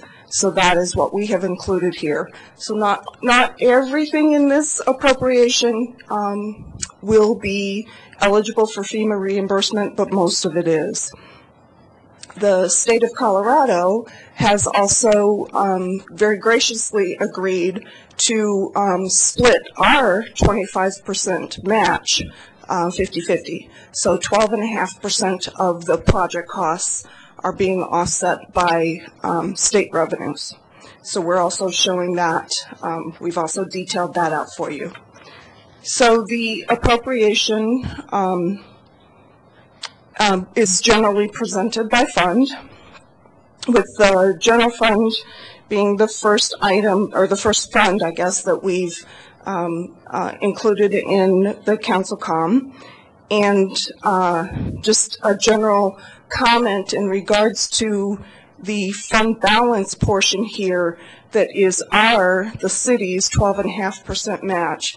So what we are proposing this evening is that we take that from revenues or from fund balance that would have gone into building our emergency reserve. So during our 2013 budget process, what we proposed to council and what council directed was that an additional $500,000 of our general fund balance go into building our emergency reserves. So what we're proposing is that we use those funds as opposed to actually tapping those emergency reserves. So that's what that's the source of the city's match in the general fund. So just to highlight a couple of the items in the general fund, and most of what Dan was showing you in his report is general fund expenses, although not all. But we had quite a bit of overtime that was worked by both police and fire, as well as a variety of other staff during the event, and so we are appropriating for that. And then we had some funds that was spent to just for our shelters, for other miscellaneous type of expenses during the flooding event, as well as the Disaster Assistance Center. So those, other than the CIP projects, those are the appropriations that we're making out of the general fund. And then in, I believe, 3 funds, in the sanitation fund, the storm drainage fund, and the street fund, we're also appropriating for debris removal. So a pretty good chunk of dollars to remove the debris that was accumulated from the flooding. And Another one I wanted to point out to you in the storm drainage fund is an appropriation to purchase the land where Royal Mobile Home Park currently sits, so that we can widen that channel, and I believe they will speak a little bit about that when we get to the CIP part, but that is $2.6 million, and that is not eligible for FEMA reimbursement, so that is all going to have to be borne by city funds. I just have a quick question on the sanitation fund, the debris removal. It looks like, you're counting on 75% federal grant and 12.5% from state, and then 12.5% from the city. But during the first month, wasn't the FEMA match like 80 or 85% a higher rate? So shouldn't that be reflected in? So, Mayor Coombs, that is possible. So we may see some additional funding from FEMA for this, but for the purpose of the appropriation, we're ballparking it at 75%. Okay, so you're being conservative. To answer specifically that question, there is a pilot project that FEMA is going through where as you move through it, you have a higher percentage reimbursement. One of the things that we're looking at in that process is we also have the ability, as we move through that timeline, to say, no, we want to use a traditional approach. Okay. And so we're evaluating that as we move forward. So yes, there is a possibility, but this is the conservative approach. Okay, thank you. So the other couple more items. Councilmember Bagley, did you want to ask a question? Yeah, thank you, Mayor Coombs. I guess my question is, at what point, I've got a couple questions about the Royal Mobile Home Park, and so you say that we'll cover that in a second. You guys plan on covering the Royal? Yeah. Okay. I guess my question is, for just a little north of 2.6, right around 3 million, I'll bet I could buy myself a good department store. So my question is, 2.6 million, what was the appraisal? Was it pre-flooding, post-flooding? Is it good? I mean, are we being prudent and frugal with our monies? I just want to make sure that we're not paying too much for a mobile home park.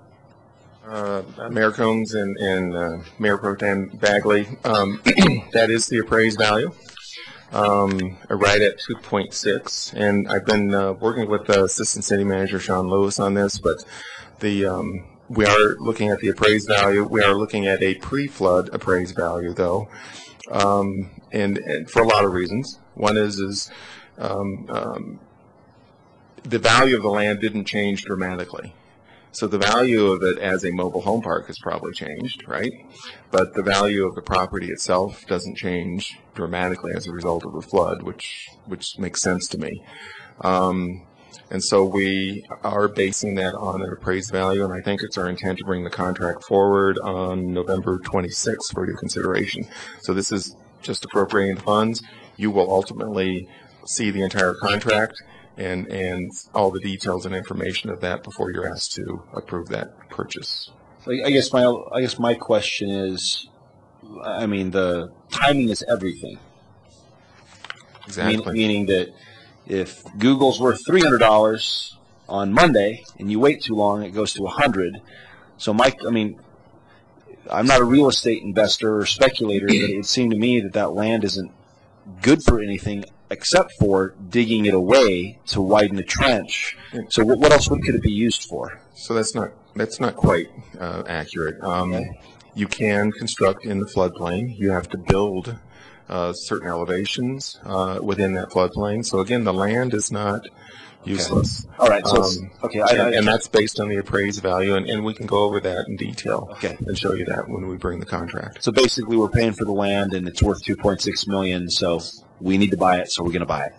Correct. All right. Thank you. No further questions.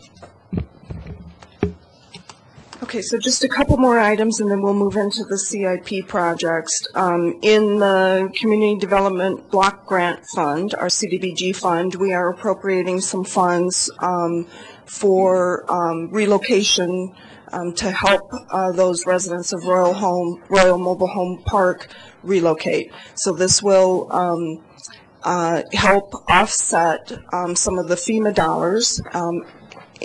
So the residents are, some of the residents were eligible for the maximum amount of FEMA funds, but not all of them. So these funds will help offset the FEMA dollars that not everyone got, so that they can all have the same opportunity to relocate. And then the final one is in our fleet fund. So this one is an appropriation for 3 vehicles that were damaged beyond repair due to the flooding. So some of this is offset by insurance, and then we will also see some FEMA dollars as well as some state dollars in this one as well. So any questions on those ones? Okay, then we're going to move into the CIP piece of it. So the ordinance making the CIP amendments is the second item here. And so again, the projects that you see that we are amending, we have actually highlighted in the project sheets the dollars, 75% that we anticipate getting from FEMA, as well as the 12.5% state piece that we would get. So I'm going to turn it over then to Dale, and he's going to start the CIP part.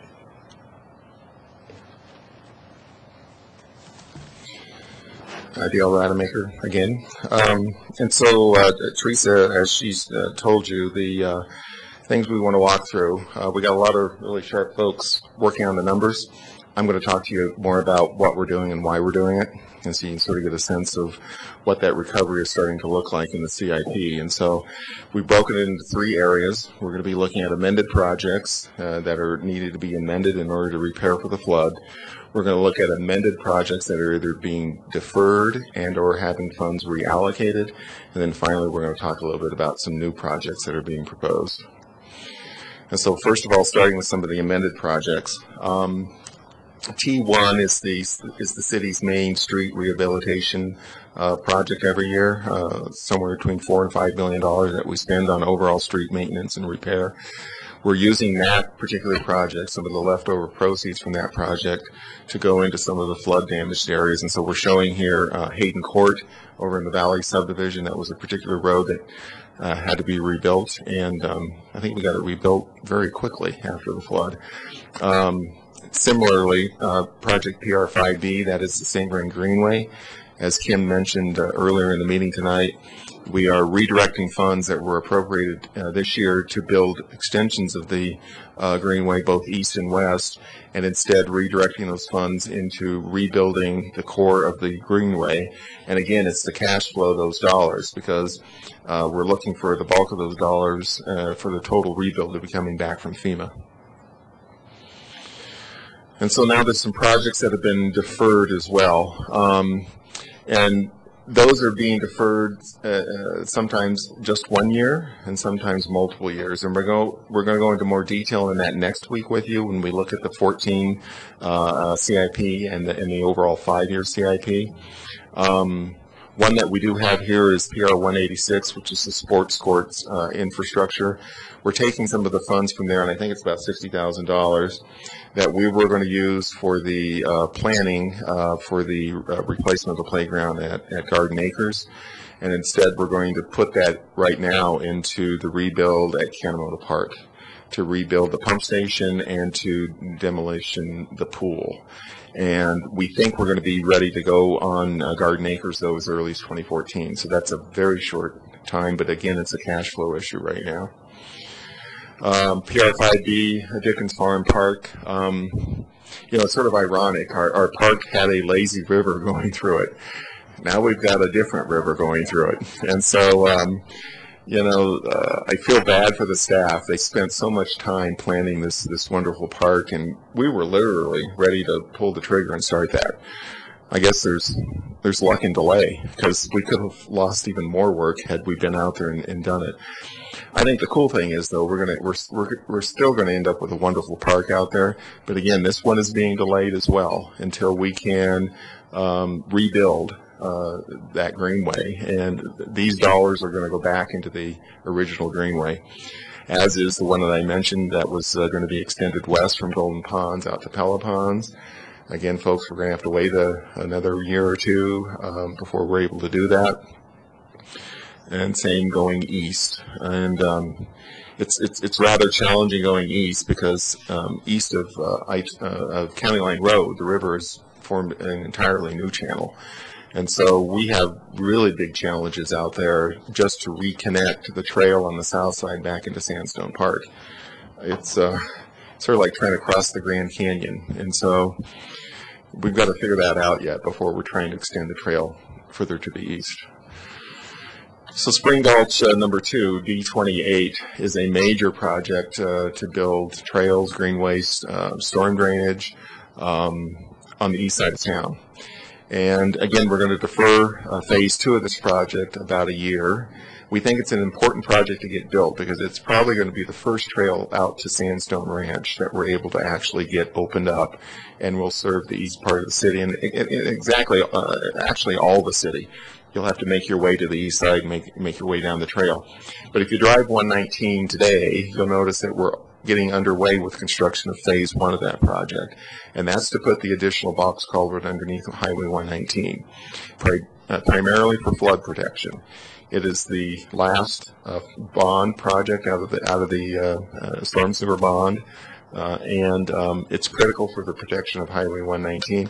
Also provides the pedestrian crossing underneath Highway 119. So that project is underway. I don't know the exact schedule. Is that scheduled for first half of 2014 to be done? He said yes. So for the record, you heard it here. So additional projects that are being amended. So MUW 66, that's the basic project that we use every year to repair broken water lines that need to be repaired because they've reached their useful life. And so what we're doing there is we're taking the funding out of that project in 2013 and putting it into our North Pipeline. That is the primary water supply pipeline for the city. And again, it's one that we have to get back online. It is more critical than those other projects that we had proposed to do. Work on that has been bid, and the repair of the line will be getting underway this week. There's two parts of that. There's the north line as it comes into lines along Highway 36, and there's also the outfall from the North Pond. Both of those need to get replaced and repaired before we can take delivery of water down the pipeline. MUW 155 is also being amended. That money is going to be going into some repairs to repair at the Nelson Flanders treatment plant where the residual ponds were damaged with the overflow of the Highland ditch. And so all those dollars are being restored, though, in the next year or two. So none of these projects are falling off. It's really cash flowing for the rest of 2013. So amended projects that we're looking at here now in the Storm Drainage Fund, D21, we are bringing money into that to look at everything from river stabilization to debris removal, any number of items that need to happen. Again, the Storm Drainage Fund is the one fund that is having the biggest impact from the flood, and is one that your action tonight will greatly assist in the financial ability of that fund to not only meet its cash flow and its FEMA reimbursement match, but also to make significant headway on repairs to the St. Vrain through the city.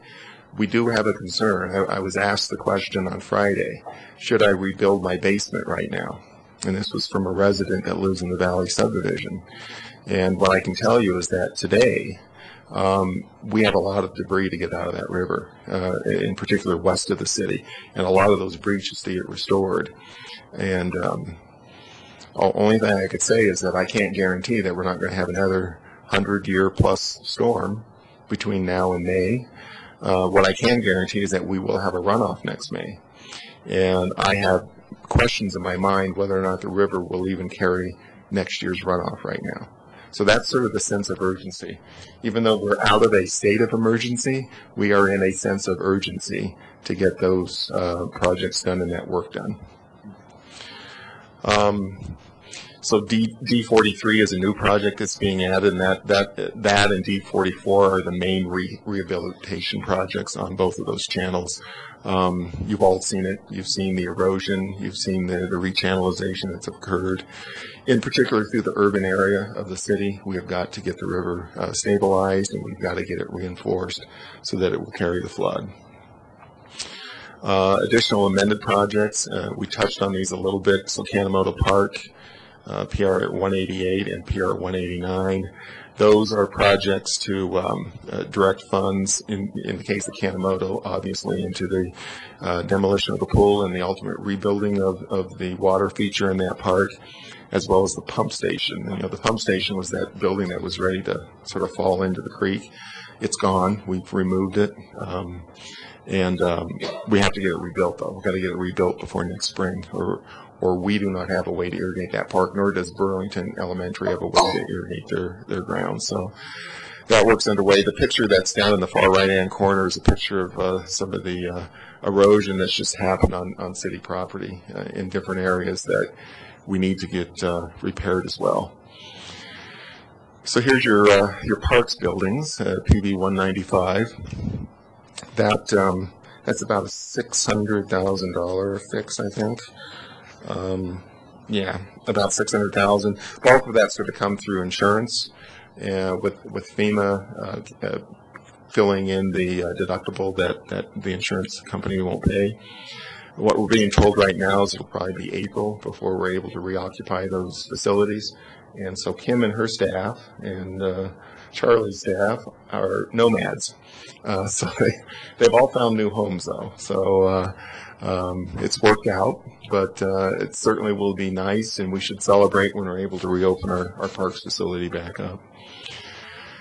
So a little bit on the transportation. So South Pratt Parkway Bridge and the Sunset Bridge. Both of those projects are underway. Pratt is probably ahead of Sunset right now. It's one that was already in our CIP. The Sunset Bridge, as you know, is still owned by the county. We entered into an intergovernmental agreement with the county, though, that said that the city would take the lead on doing the construction management and moving that project forward. That's a project that we're going to be working with the Federal Highway Administration. They will be making the decision on how that bridge is rebuilt. So the city and the county are both pushing for that bridge to meet the 100-year flood, that it needs to pass a 100-year flood. In other words, we don't want to rebuild the bridge that was out there before. It doesn't make a lot of sense to us.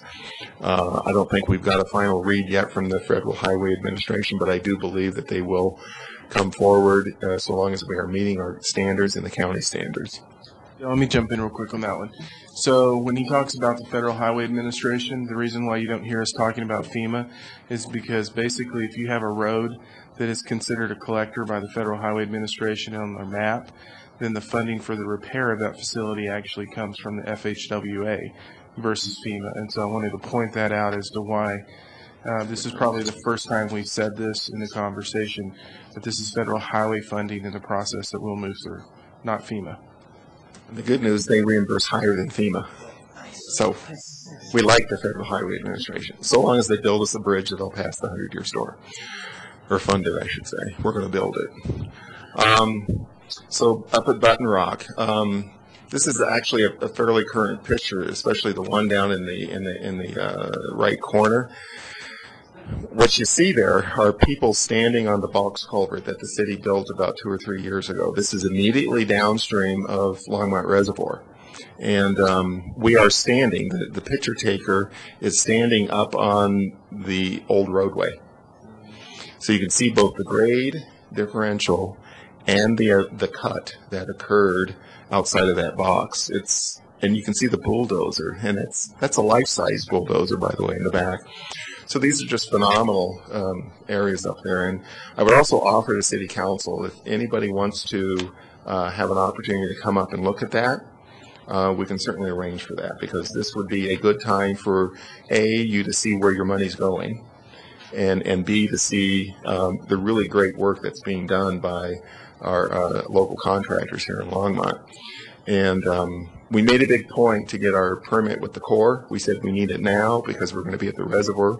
And I don't know if we're at the reservoir today, but we're darn close. And we need to get there so that we can start dredging the reservoir. I talked already a little bit about the North Pipeline, but this the picture on the left is the bypass pipeline that we have to first repair once we get the road built back up to that level. That pipeline actually sits above the level of the road, or excuse me, sits at the level of the road. So you can see the amount of fill material that we need to bring in there to get the road rebuilt. Then we can rebuild the pipeline that will bypass the reservoir, thereby allowing us to deliver water down the pipeline and dredge the reservoir without the river running through it. So all these things have to happen in sequence, or none of it works. The lower end of the pipeline is what's shown on the right there, and you'll notice that there's a bit of a bend in the pipeline. Pipelines are supposed to be straight, and so that was ductile iron pipe. We just built it, again, probably in the last 10 years, and thank God we did that because it held. Although it's now deflected well beyond its design limits, and we have to replace it. It's also dinged up really bad. So the exterior coating has been torn away, and that pipeline will corrode if we don't get it replaced. That work is starting this week to replace the lower end of that pipeline. We're actually going to take some of the pipeline from here, though, and on a temporary basis, haul it up the hill and fix the bypass line. So we're trying to be efficient and get that done all at the same time. And then last, here's Ralph Price Reservoir. I think you've seen some of this before, but the two types of debris in that reservoir, one is the floating debris. Good news is we have about 70% of it beached now because we have slowly lowered the reservoir, thereby beaching it in the inlet so that it does not get to the spillway. We have an undetermined amount, however, of granular gravel, rock, boulders that have been washed into the upper end of the reservoir. And that will be a project that we will be getting underway with FEMA, although we're going to be very diligent about that and not lower our water supply prematurely before we have sufficient supplies in place. You know, Ralph Price Reservoir is the main water supply for the city, and we can't just lower it. But our folks from FEMA have left. I think they understand that now, that we can't just lower the reservoir and start digging out the gravel. So, and then out of our wastewater plant, you saw some of the pictures of it being inundated. We have about right at $2 million of damage out there. A lot of it is going to be going into rebuilding the embankment of the St. Vrain to harden that embankment and hopefully make it even more resilient for a future flood so it doesn't breach. And then we have any number of equipment that's been damaged due to getting wet and flooded, in addition to the administration building that is having to be rebuilt, sort of similar to the Parks one. And with that, looks like that's the end of the show. So that was pretty quick, but if you have any questions on any of those items, we can take those. And again, tonight is just, believe it or not, is just 2013. Next Tuesday, we're going to be giving you a briefing on the 2014 to 18, I can never get that right, CIP, the 5-year CIP. And then you will be asked to act on that on first reading on the November 26th meeting.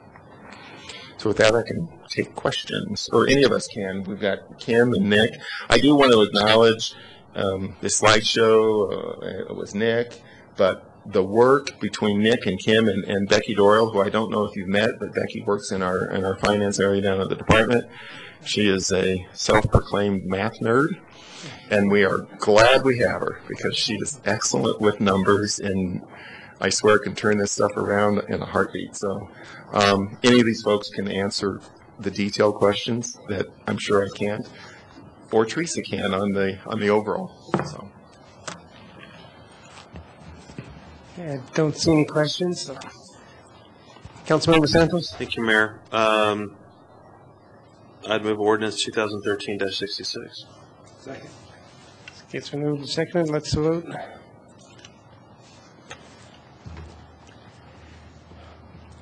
Okay, it passes 6-0 with Councilmember Levison dissenting. Excuse me. Absent.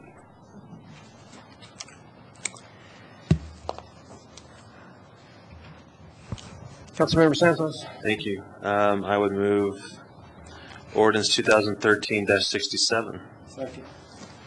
Okay, let's vote. Okay, that passes 6-0 with Councilmember Levison absent.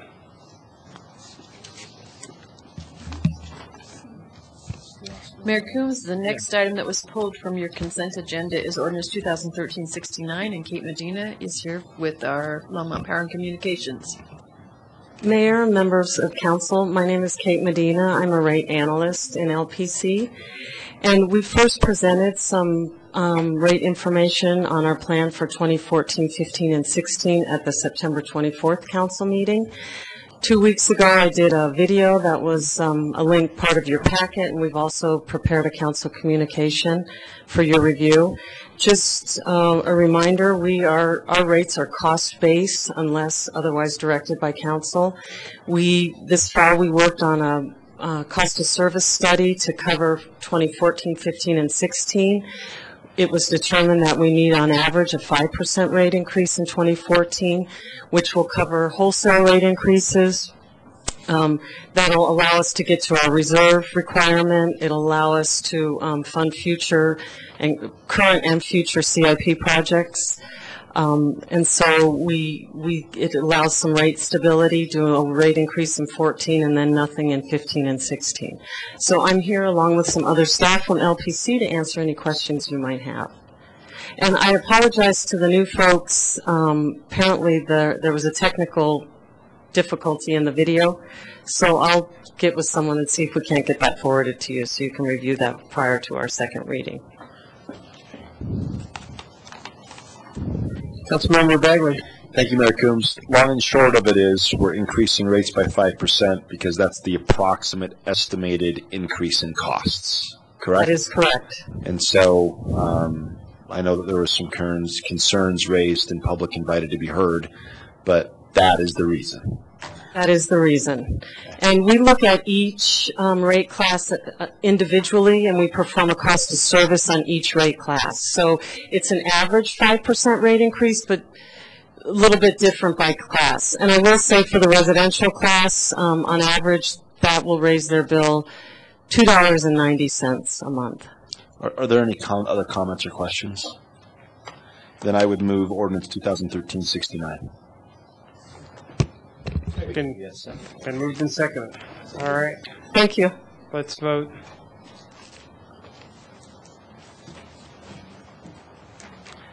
It passes 6-0 with Councilmember Levison absent. Mayor Coombs, your next item of business is the Northwest Area Mobility Study Update, and I guess it's Phil Greenwald. I thought it was Sean Lewis. Phil Greenwald will present this. Good evening, Mayor, members of City Council. My name is Phil Greenwald. I'm the Transportation Planner with the Economic Development Department with the city. Tonight I'd just like to go over some quick items and really get into the alphabet soup. If you haven't been there already, we've certainly introduced a lot of acronyms tonight, but this one will probably take the cake. This is the Northwest Area Mobility Study, also known as NAMS. We'll just give you a quick update on kind of where we are on that in that process and give you a little background on what that is for some of the newer members. So really the purpose for tonight's presentation is to update you on the NAM status and the corridor consensus that was initially reached. Also compare Longmont's 2012 Fast Tracks policy statement versus the consensus. This is a policy statement that was adopted last October. Also provide the mayor and the staff direction moving forward with NAMS when we meet in these regional groups. The original goal of NAMS was really to create a prioritized list of improvements for the Northwest area, include getting an overall support with RTD, CDOT, and all the local stakeholders along the corridor. They talked about including the base year capital and the operations and maintenance cost estimates in that study, so we had a better idea of what we could compare. And then talk about those fatal flaw analyses of what things will work and what things won't, as far as a technical review, and when they do some comparisons between some of the different lines that you'll see later. This all goes into the RTD's what's called their annual program evaluation, or APE. Board members actually are the ones who determine the timing of those projects. So the RTD board will be the ones that actually make the determination of which projects move forward at the end of this whole process. Just to give you some background as well and some ideas of kind of where we're at when we talk about this. When you look at the yellow lines on the map, those are really the commuter rail pieces. The blue lines are the light rail pieces, the ones that are typically run with electricity, overhead lines, little smaller units, and they have more stops on those blue lines. The green line that you see on there is the managed lanes piece that's really part of the US 36 corridor. Just as a note, you'll see all of those lines are basically either under construction, or they've been built, or they have a project that is associated with them, except for our Northwest Rail Corridor. So that's the one outstanding that is out there. North Metro just received a bid that was accepted by the RTD board, and they seem to be ready to move forward with that. Should be constructed and completed in 2018. So we're the last one, except for some small little end lines that are on the ends of the southwest, southeast corridors and the central rail. So going back to your policy statement from October of 2012, the City Council's policy statement, we just wanted to compare. And the first statement was that the policy wanted to evaluate the cost benefits of moving the city from the Northwest Rail Corridor to the North Metro Corridor, or Rail Corridor, and see what it would take to extend, if we would go back to this map, what it would take to extend that North Metro rail line, the one right in the middle, right along I-25. What happened if you extend that further north into Longmont? When we took a look at that, or when the study took a look at it, they came up with construction costs and ridership, and so we finally have those available to give to you tonight. The key number there is really the $812,000 to $927,000 per daily passenger. So that's the overall cost per passenger on that line. It would take 59 minutes to run a train from Longmont to Denver on that line as well. The second policy statement that you had was really to deliver the cost for segmenting the Northwest Rail Corridor, and that was done as well. You can see the breakouts there. The one I really want to kind of focus then on is this really equates to about $159,000 per daily rider if you take the entire corridor. If you just take the segment from Boulder to Longmont, it's $132,000 per rider on that segment as well. When we compare that back to the North Metro line from the slide before, you'll see that it's about 6 times higher for the North Metro link than it is for the Northwest Metro link. Those travel times are about 61 minutes with the current stations that are funded, and that goes up to 71 minutes if you include all the stations that were proposed as part of that, all the unfunded stations that Fast Tracks isn't necessarily paying for, so that's 4 unfunded stations. The third policy statement that was made was really to evaluate the enhanced bus improvements along the 3 corridors in the northern metro area. And the study is doing that. They're looking at a couple corridors for us, the State Highway 119 or the Diagonal Highway corridor between Longmont and Boulder. Also the 287 corridor between Broomfield and Longmont. So those are 2 of the corridors that affect Longmont specifically. I-25 is also being looked at in a separate project. It's really more of a CDOT project. With the construction of these different corridors, express bus travel time would be about 53 minutes, and that would be for the buses that don't stop anywhere except to just start their trip in Longmont, end in Denver, 53 minutes. People in 3-person carpools or people who wanted to pay the toll it would take them about 44 minutes to make that trip. And the general purpose lanes then between Longmont and Denver would be about 60 minutes or 59 minutes. So kind of looking at the consensus that was reached, and that's part of your packet tonight, along with the Longmont Fast Tracks policy, the consensus is really dependent on the other money from other taxes to really get moving. It's really this idea of Impact 64. That really represents, that's the whole state, 64 counties in the state. Impact stands for Metro Mayors Coalition, Progressive 15, Action 22, and Club 20, all different regions of the state that got together and talked about highway and transit improvements for this, and they're proposing a 0.7 cent sales tax entire statewide to kind of cover that. The new highway funds would go into the immediate bus rapid transit improvements that we were talking about along 119, the Diagonal Highway, and also 287. The new transit funds then would be used to complete the Northwest Rail. Again, it's all contingent on that idea that Burlington Northern would agree to do the rail in their corridor, as well as they would do the construction as well. If there are no agreements, there is the contingency in the consensus agreement that money would be pooled and kept in this corridor, and it would take a supermajority to expend that fund. So a supermajority of the corridor would have to agree on that. So tonight we just wanted to talk to you about your options as far as kind of the discussion that could happen. Support the consensus as meeting the intent of the 2012 Fast Tracks policy statement. Support the consensus with possible conditions to that consensus agreement, or not support the consensus and provide the mayor with a council policy to advance in this corridor. And as staff, we're supporting the consensus as meeting the general intent of the Fast Tracks policy statement. There's been a lot of time and effort spent on that at various regional meetings. So with that, we can certainly go back to any other slides, explain any of the acronyms to you, or just take general questions.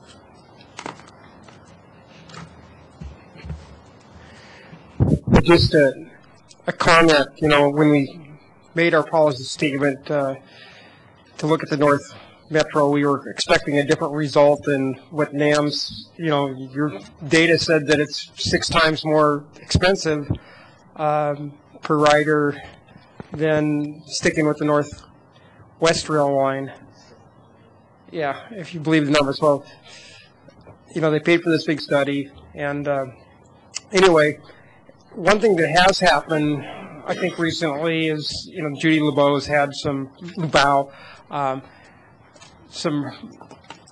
breakfasts for the mayors along the corridors and a lot to reach consensus and kind of build a coalition. So I think before we felt a little bit fractured, that every city was kind of in it for itself somewhat, because at one point we kind of felt like Boulder really didn't care about the rail as much as, but now it seems like the corridor is a little bit more united along 36 and the Northwest. So that's just from my perspective, going to these meetings and seeing a little bit more teamwork and collaboration. So, Councilmember Moore. Thank you, Mayor Coombs. I don't really see any build-out projections or delivery dates for these projects if we were to choose one or the other. The bus rapid transit versus rail, for example. Well, Mayor and Councilmember Moore, the idea is that there is a contingency on the idea that if a vote passes, obviously the timelines will be moved up. The current timelines for our Northwest Rail piece, you probably heard our 2042 is at the earliest that it could be built, and that's there's some conjecture on that as well. So, but the 2042 number is the number that RTD is currently giving to us for that. The other piece is the bus rapid transit. That's really talking about how that would move forward in more of the highway funding level. So we haven't gone there very much as far as talking about the actual expenditures on those lines and where that money would come from. But we have been talking, or the corridor has been talking about things that could happen early on, and that's part of the consensus, was really talking about building out the joint bus rapid transit and rail stations. So something that would actually benefit both rail and rail in the long term, and then BRT in the more shorter term, so that you could still have that bus station component. Also, they're talking about doing some railroad crossing quiet zones, especially helpful for folks in Longmont who talk about the noises along that and the number of horns blasts that they have to hear. So that's some early movement that could happen there before you start building either any kind of bus improvements or the rail improvements. But don't know if that answers your question so much as it just kind of talks about that consensus piece, because we just don't have a build date for the bus rapid transit piece. Councilmember Santos. Thank you, Mayor. Phil, will those quiet zones work along from 66th to 3rd Avenue, where there would be no rail? Mayor Coombs, Councilmember Santos, they would not be built past where the station is planned at Main Street and First. So, Nothing north. So it really wouldn't help those residents along that corridor. And not, I'm not picking on you. I'm picking on RTD like I always do. My concern is still the numbers regarding NAMs. I'm very skeptical of RTD because they have made me very skeptical of them. And I'm still skeptical of Boulder and their sudden kumbaya that we're all in this together. They have always been very self-centered regarding BRT, bus rapid transit. They have never, and I'm finding that very hard and very difficult that this about face, that they are now interested, that it's now everyone, we are now in it for everyone in Northwest. And where I've been at conferences at National League of Cities hearing Mayor Applebaum say, we're getting our BRT, not the region, Boulder. Boulder's getting its BRT, not Longmont, not Louisville, not Superior, not Erie, Boulder. And that has me concerned. Mayor, if I could address that? But, hold on, Sean, I'm sorry. And I know that there have been meetings and meetings and meetings, and I know what Sean's going to say. There's this whole new brotherhood, sisterhood amongst the cities, that there's this new collaboration, and that we're all in this together. And we can't be fractured along this corridor. But past experiences of being on council for the last almost 6 years, of having Cal Marcella come to this council, while my wife was in labor, and tell me that we're going to have rail here real soon, and then now his predecessor, Phil Washington, come and tell me we're going to have it right after Cal left, and giving us this grand plan, and then now it's going to be gets to be pushed back to 2042, and then 2070, and as Councilmember Levison say, well, I want to ride it before it rides me out in my coffin. Go ahead, John. I might support this agreement, this consensus of the Metro Mayor's Caucus and us, but I'm still very, very skeptical of RTD and their numbers. Has there been another independent review of these numbers?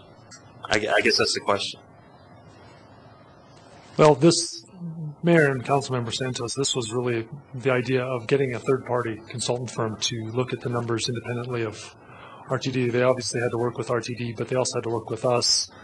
And we did a lot of questioning of the numbers throughout the process. And so this is the numbers that we are, that we have, and they have been vetted. Sure. But these are the numbers that we have that are outside of RTD's. Sure. Right. And I trust you. I trust our staff. RTD, I wouldn't trust them as far as I could throw them. Go ahead, Sean. Mayor, Councilmember Santos, I actually agree with much of what you said in that statement, and I think that there is ample room for skepticism based on past experience. I will say that Phil has been very proactive in providing the consultants with amended numbers from what they were originally proposing. I think both Longmont and Louisville had the most concerns about the numbers that were being used about our daily ridership figures, et cetera. Phil has provided information that is different from what was originally proposed in the NAM study, and they have modified those numbers. So they have made changes based on the input that we provided. That was mainly based on Dr. Cog numbers, but Phil has been very active in providing updated information. So I do think that as staff, we have a higher level of comfort with the numbers than we did kind of at the beginning of the study, and they have been very open to our changes that we've suggested. It doesn't surprise me their numbers were lower.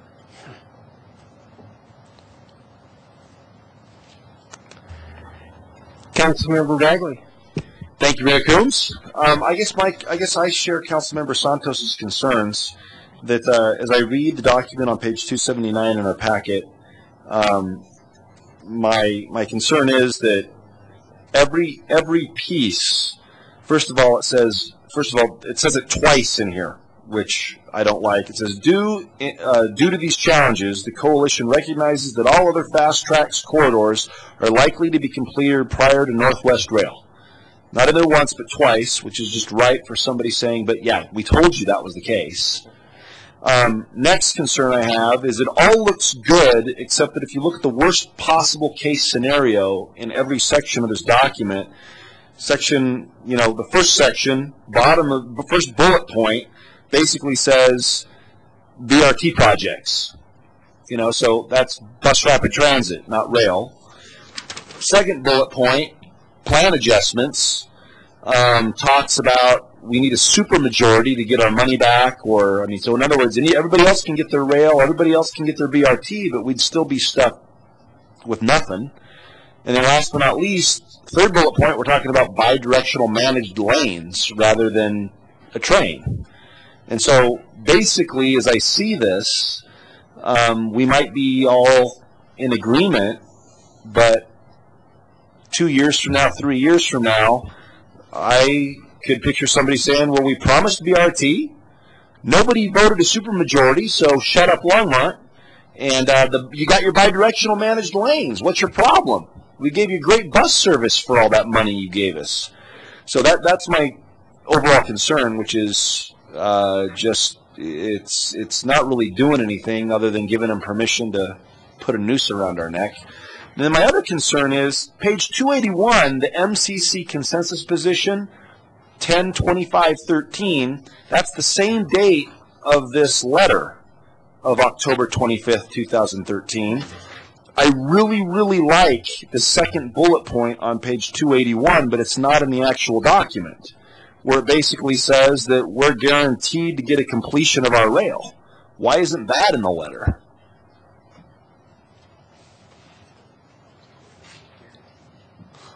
Here comes Councilmember Bagley. Let me just go through the points. This consensus position paper is specifically based on the longer version. So the idea that I think this one, the position paper, really tries to outline an exact statement for more of a talking point for us to go out and make these statements as far as when the rail will be, or when we want to see the rail constructed. That's probably why it's not in this other piece as directly related. The other pieces are the plan amendments or adjustments. That piece that you mentioned about the supermajority, that's really the corridor supermajority. So that's just within the corridor, the folks that we're working with the MCC. That would have to be a supermajority to kind of open up that lockbox and spend the money. So we have to just decide that within the corridor of whatever money comes to the Northwest. If we can't get an agreement with Burlington Northern Railroad to build anything, we have to move to Plan B, and that's where we have to come together. We come together with Louisville, Westminster, Broomfield, Boulder County, and those folks, and by a supermajority determine which one of those projects moves forward. And then the bidirectional managed lanes, that's a piece that continues to come up with the idea of, it does go back to the bus rapid transit piece, where it's that idea of being able to go both ways out of downtown Denver only. So that was a critical component that be included in the consensus agreement. So that's why it's in the letter that you have before you. I guess that's part of a state payment as well. That's beyond any kind of fast tracks money piece. So the fast tracks piece really is about what you see in that consensus position paper under that second bullet you mentioned. But then this all goes back to the idea that there's that estimated cost of $719 to $875 million for that segment of rail. And really coming out of that Impact 64 funding, if it does pass. And so that's the piece where that kind of moves forward, is if a statewide tax passes. And again, there's a lot of highway funds that we're kind of giving up in this part of the region. A lot of other parts of the state will get the highway fixes that they need, in theory, of Impact 64, but we'll be going for the transit money to finish out the rail piece of that. Well, I guess I don't want to overstate my opinion, but I am concerned. I guess I like to think I understand human nature a little bit. And the phrase if we're going to be spending $200 million on bus rapid transit as initial phases, I mean, we're fools to think that $200 million is going to be spent and then we're not signing up for bus rapid transit. It's not like they're going to go, oh, well, $200 million, that's okay. Well, now let's build a rail. I mean, my prediction is we're going to give our blessing to basically spend $200 million for BRT, and at some point somebody's going to go, but we already spent $200 million, and it's so expensive to build this BNSF, and we've got bidirectional, and we've got BRT, and why deal with it? So I guess my gut tells me that even though there's been a lot of thought, etc., I just, if we approve this, I just think that they're going to use it against us, no matter what they say. $200 million is a lot. Mayor Coombs, Councilmember Bagley, as kind of the initial, Phil and I both served on the Technical Advisory Committee, and I had the same concerns and raised those numerous times kind of early on in this process.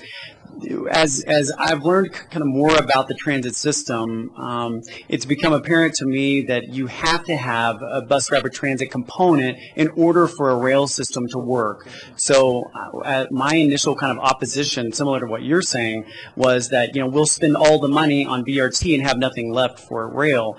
But in fact, to have a successful rail system, you have to have BRT, particularly on the east-west kind of corridors, as most of the rail connections, as you can see from the map Phil showed, are north-south. You have to have east-west connections to get the ridership numbers up to support that system, and so as well as to supplement the rail system as well. So in our mind, it was initially it was more of an either-or. Now I see it as more of a comprehensive system that RTD is no longer saying we're going to have BRT in lieu of rail. Now they're saying that rail is the ultimate goal, but we can go ahead and put the BRT system in that will support and enhance that rail system.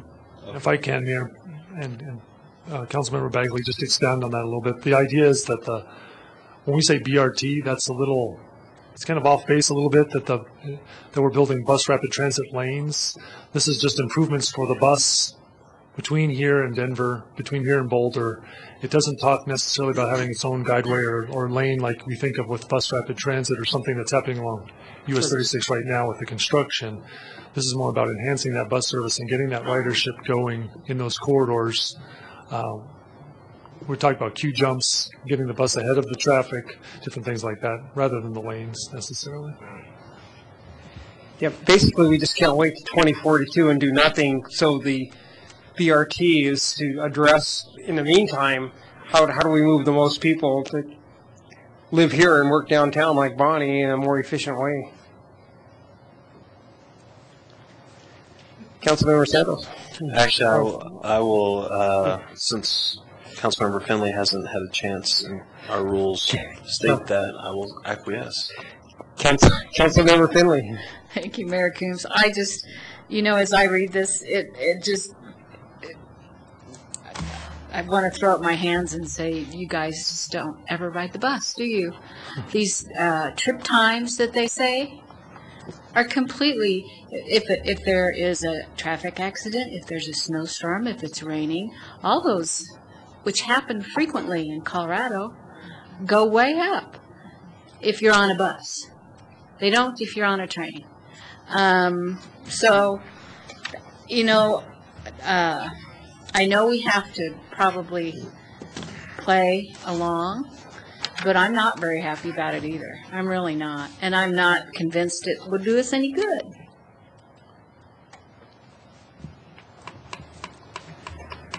Councilmember Santos. Thank you, Mayor.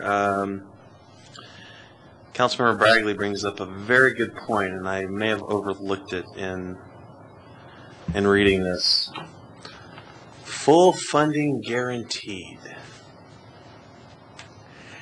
I remember when former Chairman Lee Kemp was here, we had a meeting here in Longmont.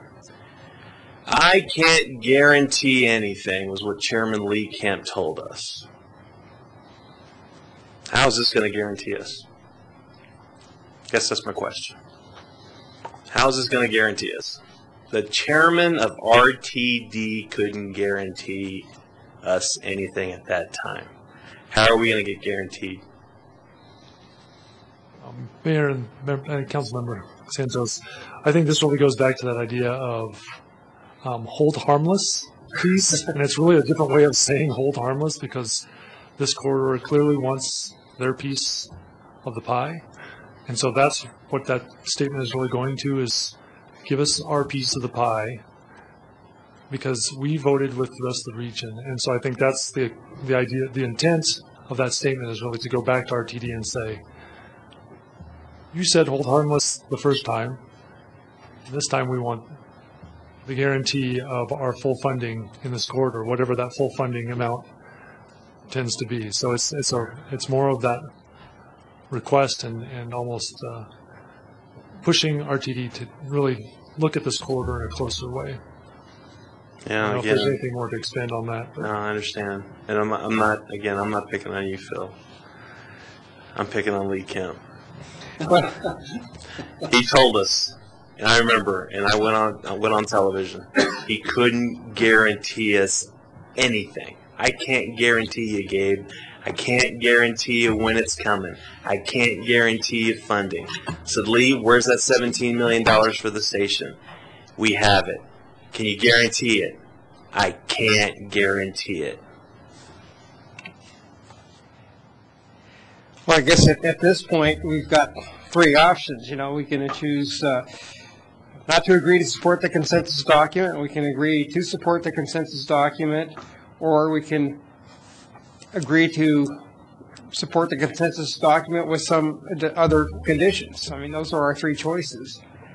I don't see that there's really a huge downside to doing the recommended choice at this point. It's not committing any funds. It's basically saying, okay, we're going to trust that the corridor is working together in a collaborative fashion. And I think that sends a message to RTD that we're not fractured anymore. So I think it's important to send that message to RTD myself at this point. I know everybody's upset and disappointed, but, we can get hung up on what's happened in the past and be angry, and people are angry. I know everybody's angry, but what do we do? What's the most productive thing we can do going forward right now is how I think we should address this situation. Councilmember Bagley. I guess I would vote for this with one added condition. And it's not really legal and nothing in here is binding on anybody, but I want a statement sent along with the letter that says we expect them to use best efforts to construct the full length of the Northwest Rail to Longmont as quickly and equitably as possible. Just so they know that, we're not just signing off on this, but we want it quick and fair. And we're signing off on it for the reasons that are mayor has said, but also letting them know that, look, you might screw us later on, but at least we knew you were going to screw us. Yeah. Anyway, that's what I think we should do. So I guess I would move that we.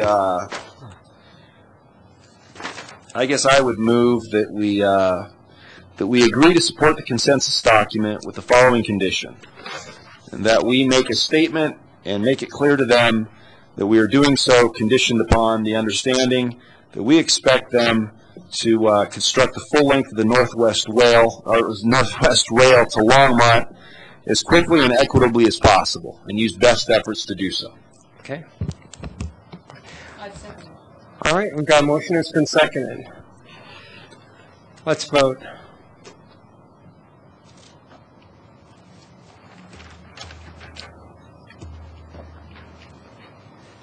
Okay, that passes 6-0 with Councilmember Levison absent. Begrudgingly.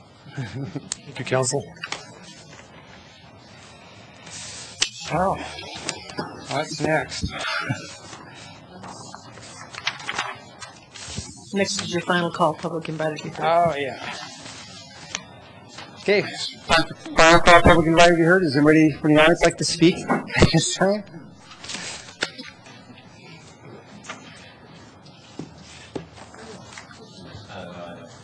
Any lights? There we go. I'm not paying any attention to lights anyway. Yeah, sure. I haven't been here a while, so let's see. What am I going to use now? How about P.O. Box 1903? I'm not giving out my address. I'm tired of the visits, the night visits from council members.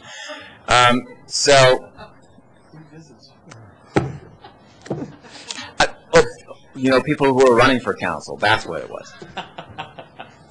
So I wanted to comment on this last issue that we just talked about, that you guys talked about, and that's RTD.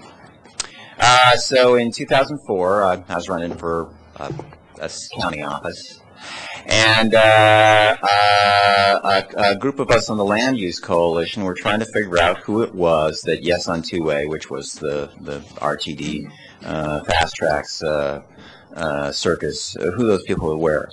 And in looking into that, we found 19 cities and counties that illegally, unlawfully gave funds to Yes on Two-Way by taking it out of all kinds of things like para funds and all kinds of places that it shouldn't have come from. Emergency slush funds. Our former county commissioner, Paul Danish, went ballistic, but there wasn't a lot that he could do about it at the time, because by the time he figured it out, he was no longer a county commissioner. It's hook or by crook. And we're always getting jammed. And we're going to continue to get jammed. And I really like Gabe's being resolute on this. I see where Brian's going, but let's not kiss up and go along to get along, as Dennis might want to do. They took $36 million of our money and put the gold pins in down, the gold E-clip. That's when they pound the golden spike. Well, with Fast Tracks, it's the golden E-clip, all right? So, and they've done that everywhere but here, and we're going to continue to get jammed. Now, I thought I heard in here that you guys have I don't know. It was going to cost $800,000 or millions of dollars, whatever. It was going to be much more expensive to go with rather than the Northwest Rail, all of the other options. Maybe I'm confused. I know I am. RTD is talking. I'm very confused. I think some folks are here too. Don't vote to put our money into a system that we'll never see. I will never be able to get blotto at a Rockies game and have a designated driver on Fast Tracks. Is there anybody else who'd like to speak at final call, public invited to be heard? Seeing no one, I'll close final call, public invited to be heard. So now it's time for mayor and council comments. Councilmember Finley. Thank you, Mayor Coombs. As I do every week, I'd like to mention a business of the week. We are getting a neat store. It's not open yet, but it's going to be a new Sears store at the Parkway Promenade over by Lucky's. They will be selling appliances and tools, not everything, but just the things that Sears is known for and that we've been missing since Sears closed at the mall. So when they open, I hope you might need a new appliance for Christmas. Maybe we'll be able to get them there by then. Just go check them out. Sears at the Parkway Promenade. Councilmember Christensen. I'd like to take the opportunity, thank you, Mayor Coombs and the board. I'd like to take the opportunity to comment on a previous open public comment because I think it deserves to be addressed. So several months ago, after a long and exhausting day, my son and I went to one of our favorite places to enjoy pizza and wine and parcheesi. I didn't really want to deal with politics, but I walked into this place, and there were political signs on the window, and there were also stickers on our leftover boxes. And I was unfortunately in sort of a cranky mood, and I wrote a hasty and ill-considered note addressed solely to the owner as a private citizen, to another fellow private citizen. I had no idea that this would ever be made public. I had every expectation of privacy.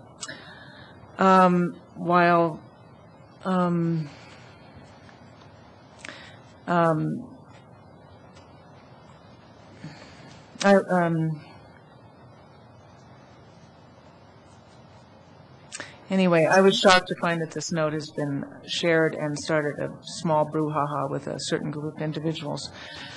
But I am learning painfully quickly that as a private citizen and now as a public official, I will need to be circumspect and keep my personal opinions to myself. I apologize for my lack of political expertise, and I also apologize if there were hard feelings. No one in my family has ever sought public office, so I do not have any political expertise. I do appreciate the people who came to speak confining themselves to just one comment, because we did have a lot of important issues to discuss tonight. And once again, I want to thank all the people who worked on the flood recovery system. I think we did an incredible job, and I hope we can move forward now with that in a happy and rapid way. Thank you. Okay, so I want to talk about my business of the week, and that's the Longmont Planning or Building Permitting Office. I got the opportunity to work with Jamie, I don't recall his last name, and also Chris Allison, but they were just amazing. I mean, I brought in a sketch of the deck I needed to rebuild, and they gave me all kinds of options and what different beam lengths and joist thicknesses, but it was really fun to work with them, and they were quite helpful, and they even approved my footers by just a photo with a yardstick down it off-site. So they were very easy to work with, and I just commend and encourage anybody that's building the decks or fences to actually go through the permitting process, because they're very, very helpful, give you all kinds of tips on what the best anchor bolts are. And so I was just real impressed with working with our city staff.